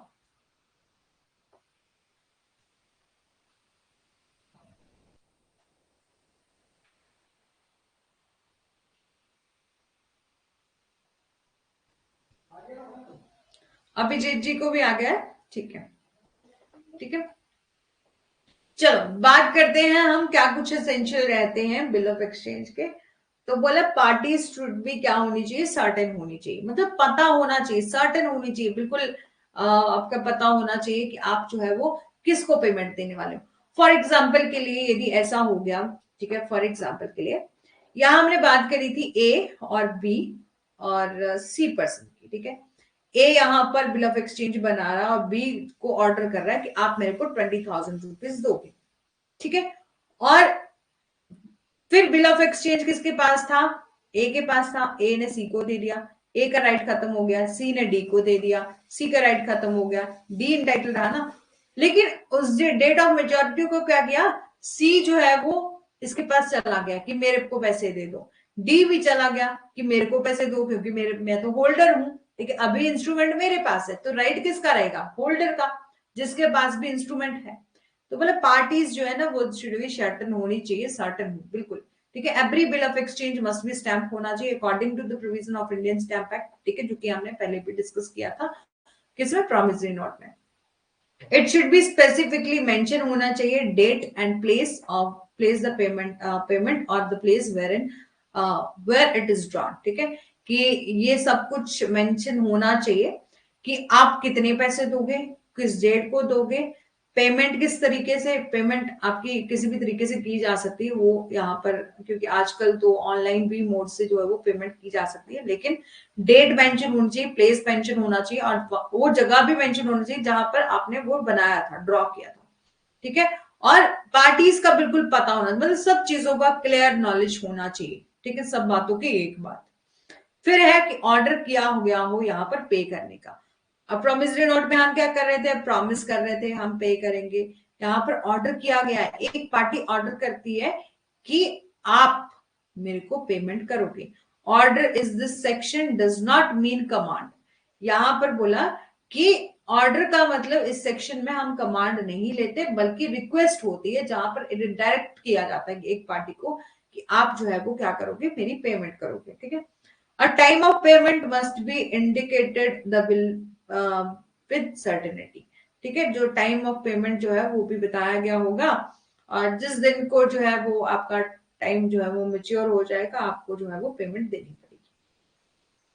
Amount payable must be certain होना चाहिए, जो भी अमाउंट आपने पे किया है, पे करना है।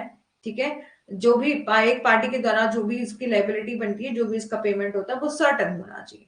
ठीक है, और the consideration of bill of exchange should be paid only by the way of money only. ठीक है, कि आप जो भी कंसिडरेशन करोगे बिल ऑफ एक्सचेंज में, आपको बोला कि आप 20,000 रुपीज पे करोगे, इट मीन्स आपको पे करना पड़ेगा only by the way of money. ठीक है, आप मनी ही उसको ट्रांसफर करोगे। अदर इंपॉर्टेंट पॉइंट क्या है, bill of exchange must be drawn unconditional, unconditional order होता है। अनकंडीशनैलिटी वहां पर होती है कि बिल ऑफ एक्सचेंज में जब भी आप बनाया जा रहा है कोई बिल ऑफ एक्सचेंज, तो हाँ कोई कंडीशन नहीं बताएगी।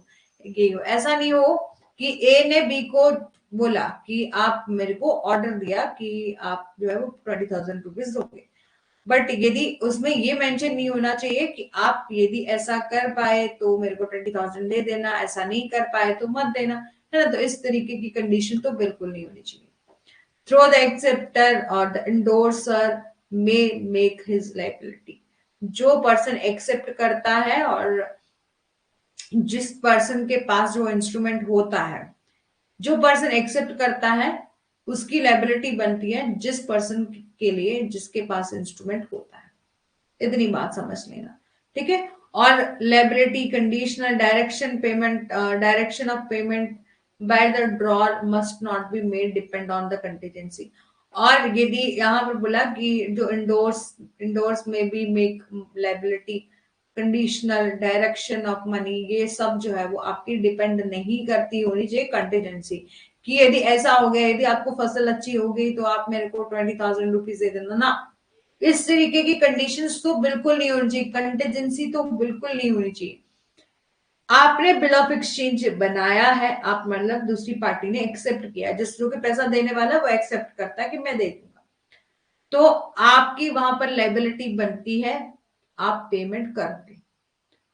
ठीक है, यदि आपने किसी कंटीजेंसी या अपनी किसी भी हैपनिंग पर डिसाइड करा है कि यदि ऐसा हुआ तो मैं आपको पैसे दूंगा, ऐसा नहीं हुआ तो मैं आपको पैसे नहीं दूंगा, तो ये बिल ऑफ एक्सचेंज होगा ही नहीं, है ना।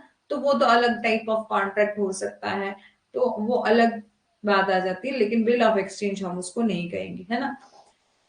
अब बात करते हैं आपका, it is essential that bill of exchange should be point out with a certainty. ठीक है, certainly the party who enter into the contract, और आपकी जो क्लास होगी, ठीक है, वो 1 hour 30 minute की मैं लूंगी अभी, 1 hour 30 minute की लूंगी बाद में। ठीक है, या देख लूंगी कितना बचता है, वैसे तो काफी है, चलो जितना भी होगा, ठीक है, कर लेंगे। तो बोले इट इज इंसेंशियल है, क्या एसेंशियल है बिल ऑफ एक्सचेंज के लिए, कि should point out with a certainty the party who enter into the contract important by the term.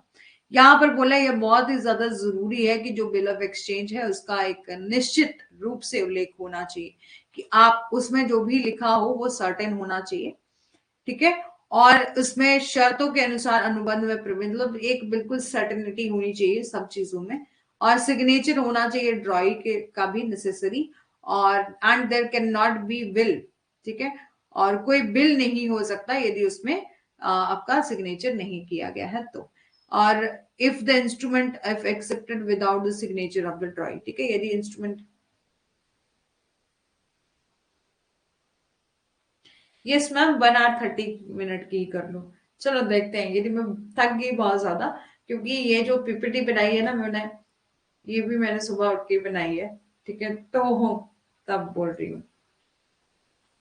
एक तो ना, मतलब आप गूगल वगैरह पर सर्च करते हो ना, तो आपको वैसे तो चलो बहुत सी चीजें मिल जाती है, लेकिन उसमें बहुत ज्यादा एक एक चीज ना बहुत ज्यादा बढ़ा चढ़ा के लिखी गई थी, ठीक है, और कुछ एक इरेलीवेंट सी इंफॉर्मेशन भी थी, तो बहुत ही मुश्किल से मैं बिल्कुल छांट छांट के चीजें लेके आई हूँ, ठीक है, बिल्कुल साफ साफ करके, ठीक है, तो उसके लिए मेरे को बहुत टाइम लग गया, बट चलो ठीक है, एक बार बना लिया जाएगा तो फिर बहुत अच्छे नोट्स हो जाएंगे हमारे पास, है ना।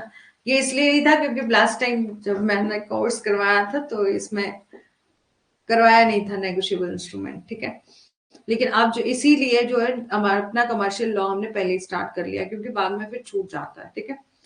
तो देखते हैं कि कब तक खत्म हो जाएगा, वैसे आज या कल में जो है वो खत्म हो जाएगा, फिर यदि रह भी गया 1 hour 1 hour 3 hour 1 and 30 minute 1 30 minute 3 hour, ठीक है।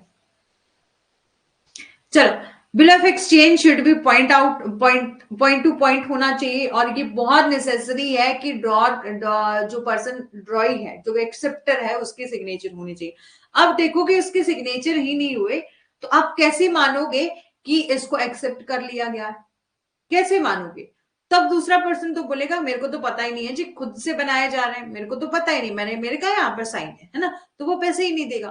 तो इन सभी लोगों को एक सही तरीके से काम करवाने के लिए, कि यदि कोई ऐसा पर्सन है जो कि कल को मुकर सकता है, तो उसका हम साइन जरूर करवाएंगे, है ना, even if the instrument if accepted without the signature of an drawee, तो उसे हम जो है वो बिल ऑफ एक्सचेंज कहेंगे ही नहीं, ठीक है, यदि इंस्ट्रूमेंट जो है वो एक्सेप्ट किया गया है बिना साइन से। तो बोला it must indicate the drawee should be called on on to accept और प्रे, ठीक है, यहां पर बोला कि इसमें जो अदाकर्ता का उल्लेख होना चाहिए, जो ड्रॉई है उसका भी उल्लेख होना चाहिए कि उसने स्वीकार कर लिया है और एक्सेप्ट कर लिया है, ठीक है, कि वो पे करेगा। ड्रॉई मस्ट बी नेम्ड और otherwise indicated in the bill with reasonable certainty. यहां पर बोला कि उचित निश्चितता के साथ जो है वो बिल का भुगतान, जो बिल का भुगतान करने वाला व्यक्ति है, ठीक है, भुगतान करता है, जो कि पैसे पेमेंट करेगा, उसका नाम बिल्कुल मेंशन होना चाहिए, उसका साइन होना चाहिए, रीजनेबल सर्टेनिटी होनी चाहिए, सब कुछ होना, ठीक है। अब था ये बिल ऑफ एक्सचेंज। जल्दी से बताओ कि बिल ऑफ एक्सचेंज कंप्लीट समझ आ गया है? फिर हम नेक्स्ट चलते हैं, यदि बिल ऑफ एक्सचेंज को दोबारा से करवाना है, वैसे नहीं रहा होगा जरूरत। पार्टीज देख लीजिएगा, ड्रॉर होता है, ड्रॉई होता है और पे होता है। ड्रॉर वो पर्सन होता है जो कि बनाता है, ऑर्डर करता है किसी दूसरी पार्टी को कि हम आप जो है वो पेमेंट करो। ड्रॉई कौन होता है? जो एक्सेप्ट करता है जी मैं पेमेंट करूंगा, है ना, तो वो होता है आपका ड्रॉई। और पे होता है जिस भी पर्सन के पास आप इंस्ट्रूमेंट है, नेगोशिएबल इंस्ट्रूमेंट है, होल्डर है वो पर्सन, उसको आप पेमेंट कर दो, ठीक है। बाकी बताओ सभी को समझ आ गया? चलो स्टार्ट करते हैं अपना चेक। सेक्शन 6 में दिया गया है चेक, ठीक है, क्लियर? दीपमाला जी, ठीक है, सेक्शन 6 में दिया गया है आपका चेक। चेक रेफर करता है instrument, negotiable instrument containing an unconditional order to bank to pay certain sum of rupees, जो कि मेंशन किए गए इंस्ट्रूमेंट में, फ्रॉम द ड्रॉर अकाउंट, ठीक है। ड्रॉर कौन होता है? जो कि बनाता है, जिसके आपने किसी को चेक दिया है ना, तो वो खुद का दे रहे हो आप वहां पर बता रहे हो कि मेरे अकाउंट से जो है वो इस पर्सन को इतने रुपीस दे दिए जाएंगे, है ना, to person to whom it to be issue it is issue, और टू ऑर्डर, यहाँ पर ऑर्डर क्या जा रहा है? स्पेसिफाइड पर्सन को और बेयरर को, जिस भी पर्सन के पास जो है वो आपका चेक होगा, या कोई स्पेसिफाइड पर्सन जो कि यहाँ पर मेंशन बताया गया होगा, आप उसको क्या करोगे? पेमेंट करोगे। It also include truncate cheque और इलेक्ट्रॉनिक फॉर्म, ठीक है, इसमें इंक्लूड किया गया जाता है आपका ट्रंकेट चेक और आपका इलेक्ट्रॉनिक चेक, ठीक है। इसको समझेंगे कि ट्रंकेट चेक क्या होते हैं, इलेक्ट्रॉनिक चेक क्या होते हैं, बट आप इतना समझ लो कि चेक जो है वो एक ऐसा नेगोशिएबल इंस्ट्रूमेंट होता है जिसमें अनकंडीशनल ऑर्डर होता है, ठीक है। ऑर्डर होता है किसको? बैंक को, कि आप पे करो सर्टेन सम ऑफ रुपीज, जो भी इस इंस्ट्रूमेंट में, जो भी इस चेक में मेंशन किया गया है, आप पेमेंट कर दो मेरे अकाउंट से सॉरी कि आप जो है वो पेमेंट कर दो मेरे अकाउंट से उस पर्सन को जिसको कि मैंने ये इशू किया है, ठीक है, और उस पर्सन को जो कि एक स्पेसिफाइड पर्सन है और बेयर जिसके पास ये चेक है, ठीक है, उसको जो है वो आप पेमेंट कर दो, ठीक है। ये और इसमें इंक्लूड किया गया है कि ये क्या होगा, आपका ट्रंकेट चेक होगा, इलेक्ट्रॉनिक फॉर्म, दोनों में भी हो सकता है, ठीक है। अब डेफिनेशन देखो, ठीक है, डेफिनेशन से अच्छा यहाँ पर हर बार जो है वो एक सिंपल सा मीनिंग लेके आई हूँ, साथ ही साथ एक डेफिनेशन है, ठीक है। तो डेफिनेशन में क्या होता है ना कि कभी कभी कोई भी और लैंग्वेज से कंफ्यूज होता है, तो यहाँ पर देख लीजिए अगर, ठीक है, कि चेक में यहाँ पर बताया गया कि नेगोशिएबल इंस्ट्रूमेंट होगा जो कि कंटेन करता होगा अनकंडीशनल ऑर्डर। ऑर्डर किसको होगा, बैंक को बोला जाएगा कि आप पे कर दो कुछ जो कि सम ऑफ रुपीज यहाँ पर मेंशन किया गया, सम ऑफ मनी जो भी मेंशन किया गया है, किसके अकाउंट से, मेरे अकाउंट से, जो कि मैं ड्रॉर हूं, और मेरे अकाउंट से आप क्या कर दो, इसको पेमेंट कर दो उस पर्सन को जिसको भी आप हमने ये इशू किया है, और उस पर्सन को जिसको कि ऑर्डर किया गया है, ठीक है, उस पर्सन उसको पेमेंट करने के लिए, और या तो किसी के पास जो इंस्ट्रूमेंट है आप उसको भी पे कर सकते हो, ठीक है। और ये इसमें इंक्लूड किया गया है आपका ट्रंकेट और आपका इलेक्ट्रॉनिक फॉर्म, ठीक है। वन बाय वन डिस्कस करेंगे कि क्या कुछ आपका इलेक्ट्रॉनिक फॉर्म ऑफ चेक होता है और ट्रंकेट चेक क्या होता है, ठीक है। बात करें बेयर लैंग्वेज की, तो सेक्शन नंबर 6 में ये डेफिनेशन दी गई है चेक की। चेक क्या होता है, एक बिल ऑफ एक्सचेंज मान लो, बिल ऑफ एक्सचेंज में क्या होता है, ऑर्डर किया जाता है, इसमें भी ऑर्डर किया जाता है, लेकिन यहां पर ऑर्डर किसको दिया जाता है, स्पेसिफाइड बैंकर को। बैंक जो है वो उसको आपने क्या किया है, ऑर्डर किया है कि आप पे करोगे ऑन डिमांड, ठीक है, आप पे करोगे ऑन डिमांड, जो भी वहां पर मेंशन, जो भी मैंने चेक में नाम लिखा है ना, आप उसको पेमेंट कर दोगे। और इसमें इंक्लूड किया गया है इलेक्ट्रॉनिक इमेज और ट्रंकेटेड चेक, और चेक इन इलेक्ट्रॉनिक फॉर्म, ठीक है। तो यहाँ पर जो है वो किसी भी तरह का चेक जो है वो हो सकता है, यहाँ पर ऑर्डर किया जाता है किसको, बैंकर को, ठीक है। आप चेक लेके जाते हो, आपको किसी ने फॉर एग्जाम्पल के लिए चेक दिया, तो आप चेक लेकर कहाँ जाते हो, बैंक में जाते हो। तो उस पर्सन ने जिसने बनाया ना चेक, वो उस बैंकर को ऑर्डर कर रहा है कि आप जो है वो क्या करो, इस पर्सन को जो कि आपके पास लेके आ गया,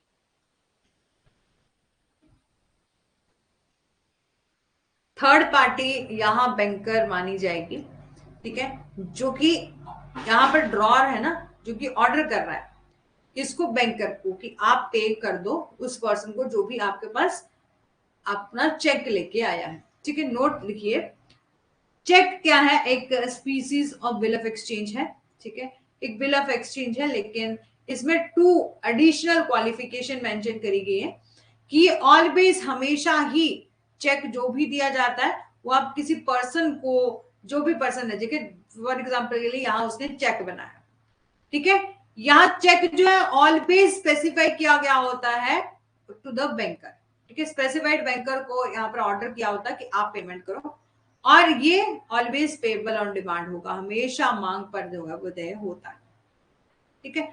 रिक्विजिट्स क्या है, क्या कुछ एसेंशियल है, सबसे पहले बोला कि चेक जो है वो ऑर्डर आपका रिटर्न में होना चाहिए, cheque must be order in writing, ठीक है। फिर बोला कि it must an unconditional order, ठीक है, इसमें अनकंडीशनल ऑर्डर होगा, इट मस्ट साइन होना चाहिए मेकर के द्वारा, जो भी पर्सन, आपने अपनी चेक बुक ओपन करी, उसमें साइन कर दिया, यहाँ पर्टिकुलर पर्सन का नाम लिख लिया, और आप उसको बोल गए कि आप जो है वो इस चेक को कैश करवा लेना, ठीक है, और आपने उसको चेक दे दिया। ये दूसरा पर्सन किसके पास जाएगा, बैंक के पास जाएगा, ठीक है, बैंक के पास जाएगा, और ये पर्सन कहेगा कि इस पर्सन ने मेरे को, ठीक है, ये चेक जो है दिखाएगा, उसको पैसे मिल जाएंगे। तो यहाँ पर जिस पर्सन ने बनाया है हम उसको कोई कहेंगे ड्रॉर कहेंगे, जो भी बनाता है। यहाँ पर जो बना रहा है वो ऑर्डर कर रहा है किसको, बैंकर को, कि आप चेक के पैसे दे दो जो भी ये पर्सन लेके आया है, ठीक है, ठीक है, जो भी पर्सन चेक लेके आया है उसके पैसे आप दे दो। तो यहाँ पर बोला चेक मस्ट बी साइन होना चाहिए बाय द मेकर, और जो अमाउंट है वो स्पेसिफिकली मेंशन होना चाहिए इन फिगर में भी और वर्ड में मतलब कि आप जो है वो शब्दों में भी लिखोगे और अंकों में भी लिखोगे, जैसे कि फॉर एग्जांपल के लिए 2500 रुपीज है, ठीक है, तो आप उसको बाय वर्ड 2500 रुपीज भी लिखोगे और बाय बाय आप वर्ड्स में भी लिखोगे और आपका फिगर में भी लिखोगे और अमाउंट में भी लिखोगे, ऐसे भी लिखोगे और ऐसे भी लिखोगे, ठीक है, दोनों ही। ठीक है, ओके ओके दीपमाला जी, एक मिनट ये सुन लो फिर मैं आपको दोबारा से बताऊंगी, ठीक है। देखो कि amount must be well specifically mention होना चाहिए इन फिगर में भी और वर्ड में भी, ये भी आप ध्यान से समझो। फॉर एग्जांपल के लिए आपने एक चेक बनाया, ठीक है, आपने एक चेक बनाया और चेक में जो है वो आपने सिर्फ इतना लिखा, 2500 रुपए लिखा, ठीक है, और आपने जो है वो बाय वर्ड्स में नहीं लिखा कि 200 का 2500 रुपीज आपने मेंशन नहीं किया कि 2500 रुपया यहाँ पर दिया गया है, ये मेंशन नहीं किया। तो कोई पर्सन हो सकता है यहाँ पर 0 लगा दे, ठीक है, हो सकता है 2 0 लगा दे, है ना। तो इसलिए बहुत जरूरी होता है कि आप जो है अब वर्ड में भी लिखो और फिगर में भी लिखो। यदि कंट्रोवर्सी हो जाती है, ठीक है, कभी कोई डिस्प्यूट अराइज हो जाए तो वो शब्दों में लिखा गया है, ठीक है, जो कि लिखा था कि 2500 रुपया है, तो वही जो है वो आपका इंपॉर्टेंट माना जाएगा और वही रेलिवेंट जो है वो माना जाएगा, ठीक है। और बैंक वाले भी तभी पैसे देंगे जब ये वाली चीज लिखी होगी तो, ठीक है। अ चेक में बी ड्रॉन पेबल जो ऑर्डर और बेयरर, ठीक है, चेक जो है वो बनाया जाता है, ग्राहक को दे चेक जो है वो यहाँ पर ऑर्डर किया जाता है, किसको, बैंकर को। यहाँ पर बोला there are 2 kind of cheque जो है वो बताए गए हैं, ठीक है। पहला तो क्या है, इट में बी बेयरर और ऑर्डर चेक, ठीक है, और दूसरा होता है it must be self cheque, ठीक है, कि एक ऐसा चेक जो कि बेयरर किसी और को दिया गया हो, मतलब किसी कोई और किसी और को दे सकता है, बेयरर होता है। या तो सेल्फ चेक कि आपने किसी पर्टिकुलर एक पर्सन को चेक दिया, वही जो है इसकी पेमेंट निकाल सकता है। और cheque must contain the date of pay to be certain, ठीक है, और चेक में जो है वो सर्टेन डेट होनी चाहिए। अब सुनो दोबारा से, ठीक है।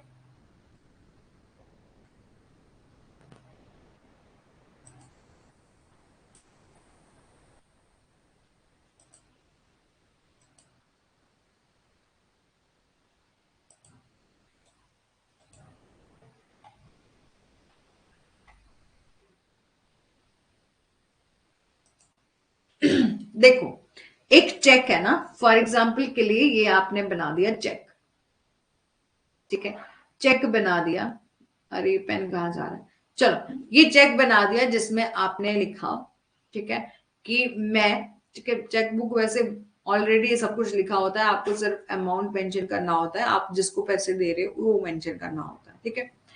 तो चेक क्या है, एक ऐसा नेगोशिएबल इंस्ट्रूमेंट है जिसमें अनकंडीशनल ऑर्डर होता है। यहां पर जो पर्सन है ना जो कि चेक दे रहा है, फॉर एग्जाम्पल के लिए यहां पर राम का ये चेक बुक है, राम जो है वो शाम को क्या करता है, चेक देता है, ठीक है, चेक देता है।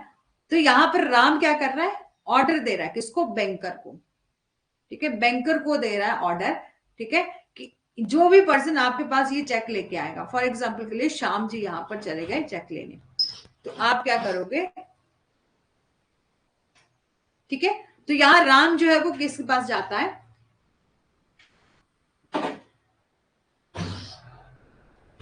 ठीक है। देखो कि एक पर्सन है राम, वो बनाता है चेक, ठीक है, 20K का, फॉर एग्जाम्पल के लिए 20,000 का चेक बनाता है, शाम को देता है, शाम कहाँ गए, बैंकर के पास गए। तो यहाँ पर इस चेक में क्या है, बोले एक चेक वो होता है, ऐसा इंस्ट्रूमेंट होता है जिसमें अनकंडीशनल ऑर्डर किया होता है, किसको, बैंक को, कि यहाँ पर बैंक को ऑर्डर किया है कि बैंकर साहब आप जो है वो जो भी पर्सन आपके पास ये चेक लेके आ रहा है आप उसकी पेमेंट कर दो, किसके अकाउंट से, मेरे अकाउंट से, ठीक है, ड्रॉर के, जैसे कि राम ने बनाया तो राम के अकाउंट से जो है वो आप उसको इश्यू कर दो पैसे, ठीक है। यहाँ पर ऑर्डर किया होता है किसको, ठीक है, यहाँ पर ऑर्डर किया होता है बैंकर को, और आप जो है वो पेमेंट कर दो। पेमेंट करने का ऑर्डर किसको दिया होता है, या तो स्पेसिफिक पर्सन को, या तो हो सकता है कि किसी और को जो है नेक्स्ट फर्दर चेक दे दे, तो आप उसको भी जो है वो पेमेंट दे सकते हो, स्पेसिफाइड पर्सन और बेयरर जिसके पास भी वो इंस्ट्रूमेंट होएगा, ठीक है। ओके दीपमाला जी, देखो चेक बोला है कि एक ऐसा बिल ऑफ एक्सचेंज होता है। बिल ऑफ एक्सचेंज हमने समझा कि जिसमें एक पार्टी ऑर्डर करती है किसको, बी पार्टी को, कि आप मेरे को क्या दोगे, 20,000 रुपीज दोगे।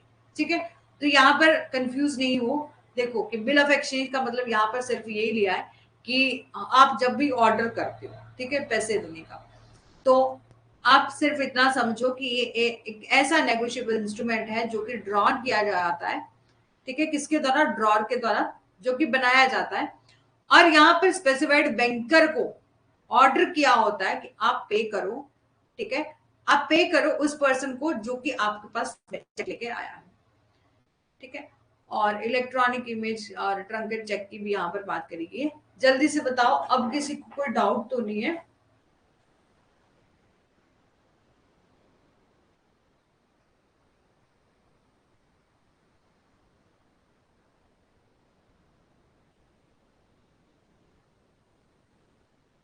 रुको,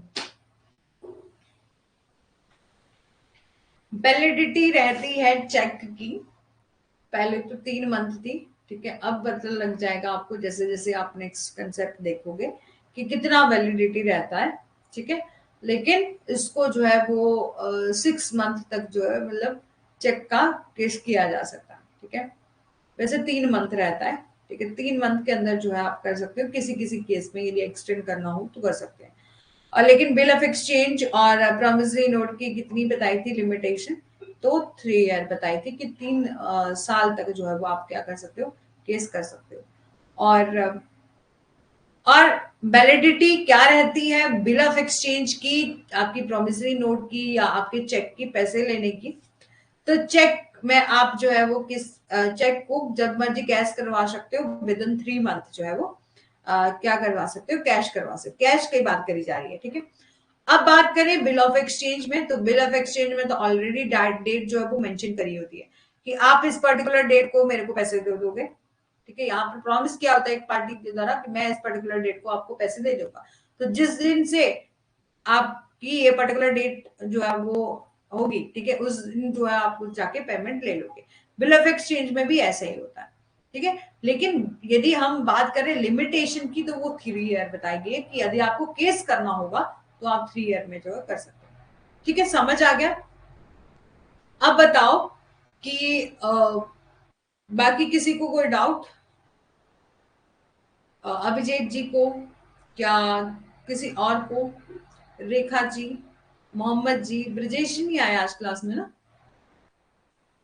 ब्रजेश जी, ललिता जी, रेखा जी, मोहम्मद जी, अभिजीत जी, दीपमाला जी।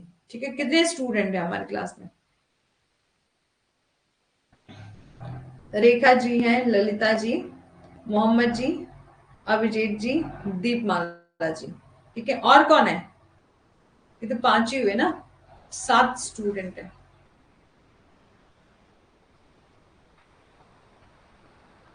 हाँ, आप तो हैं, आप तो हैं, तब भी लिखा तो है आपका नाम भी।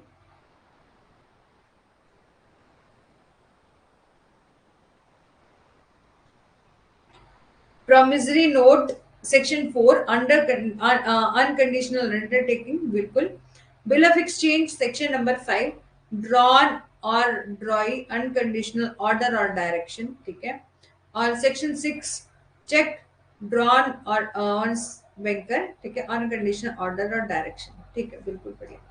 ठीक है, अब बात करें एक्सेप्टेंस की। ठीक है, तो सेक्शन 7 में अब देखो कि फॉर एग्जाम्पल ले देखो, बिल ऑफ एक्सचेंज बनाया हमने। बिल ऑफ एक्सचेंज के केस में क्या देखा था, एक पार्टी बी पार्टी को ऑर्डर करती है कि आप मेरे को 20K दोगे। ठीक है, कब तक? ठीक है, कि बी को ऑर्डर करती है ए पार्टी कि आप मेरे को 20K जो है देंगे, इस पर्टिकुलर डेट को देंगे। तो यहां पर बी ने एक्सेप्ट किया, तभी तो हम इसको बिल ऑफ एक्सचेंज मानेंगे। और एक्सेप्टेंस भी किस तरह से होनी चाहिए, विद सिग्नेचर के साथ होनी चाहिए। तो यही बात सेक्शन 7 में कही गई है कि acceptance of bill of exchange is indicated by the drawee of his assent, की एक्सेप्टेंस जो क्या बता दिए कि यहाँ पर अपने असेंट दे दिए, अपना अपनी कंसेंट जो है वो दे दी कि आप ऑर्डर जो भी ड्रॉर के द्वारा आपको दिया गया है कि आप क्या करोगे, पेमेंट कर दोगे तो यहाँ पर जो है आवाज आ रही है आपको बहुत ज्यादा?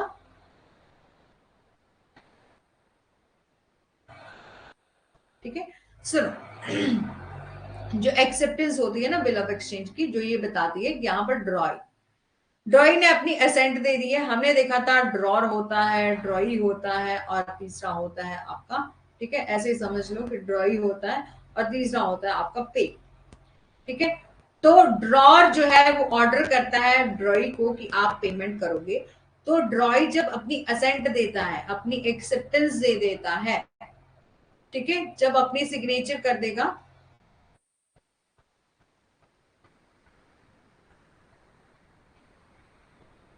ये क्या बोल रहे हैं ओवरलोड? हमने तो अभी तक कुछ नहीं किया।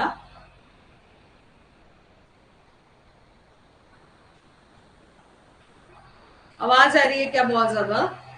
वो बोल रहे हैं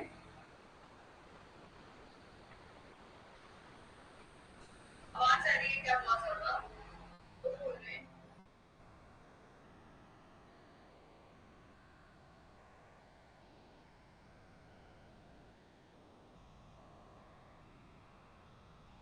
चलो, चलो अपनी क्लास को हम यही ऑफ कर देते हैं। ठीक है, और आपको अब 11 AM पर नहीं आना है।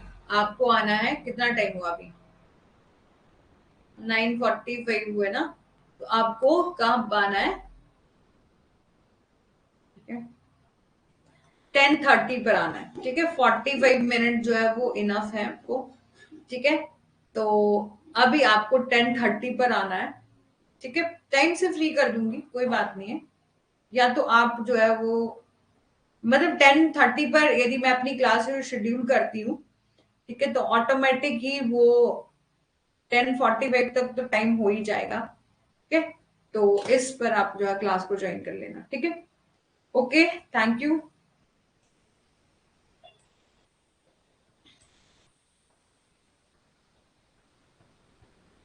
ठीक है, ठीक है ना, बढ़िया है। सबकी बात मान लेती हूँ मैं वैसे। चलो, ठीक है, ओके, ठीक है। जो क्लास शेड्यूल होगी वैसे ही आ जाना आपने, ठीक है।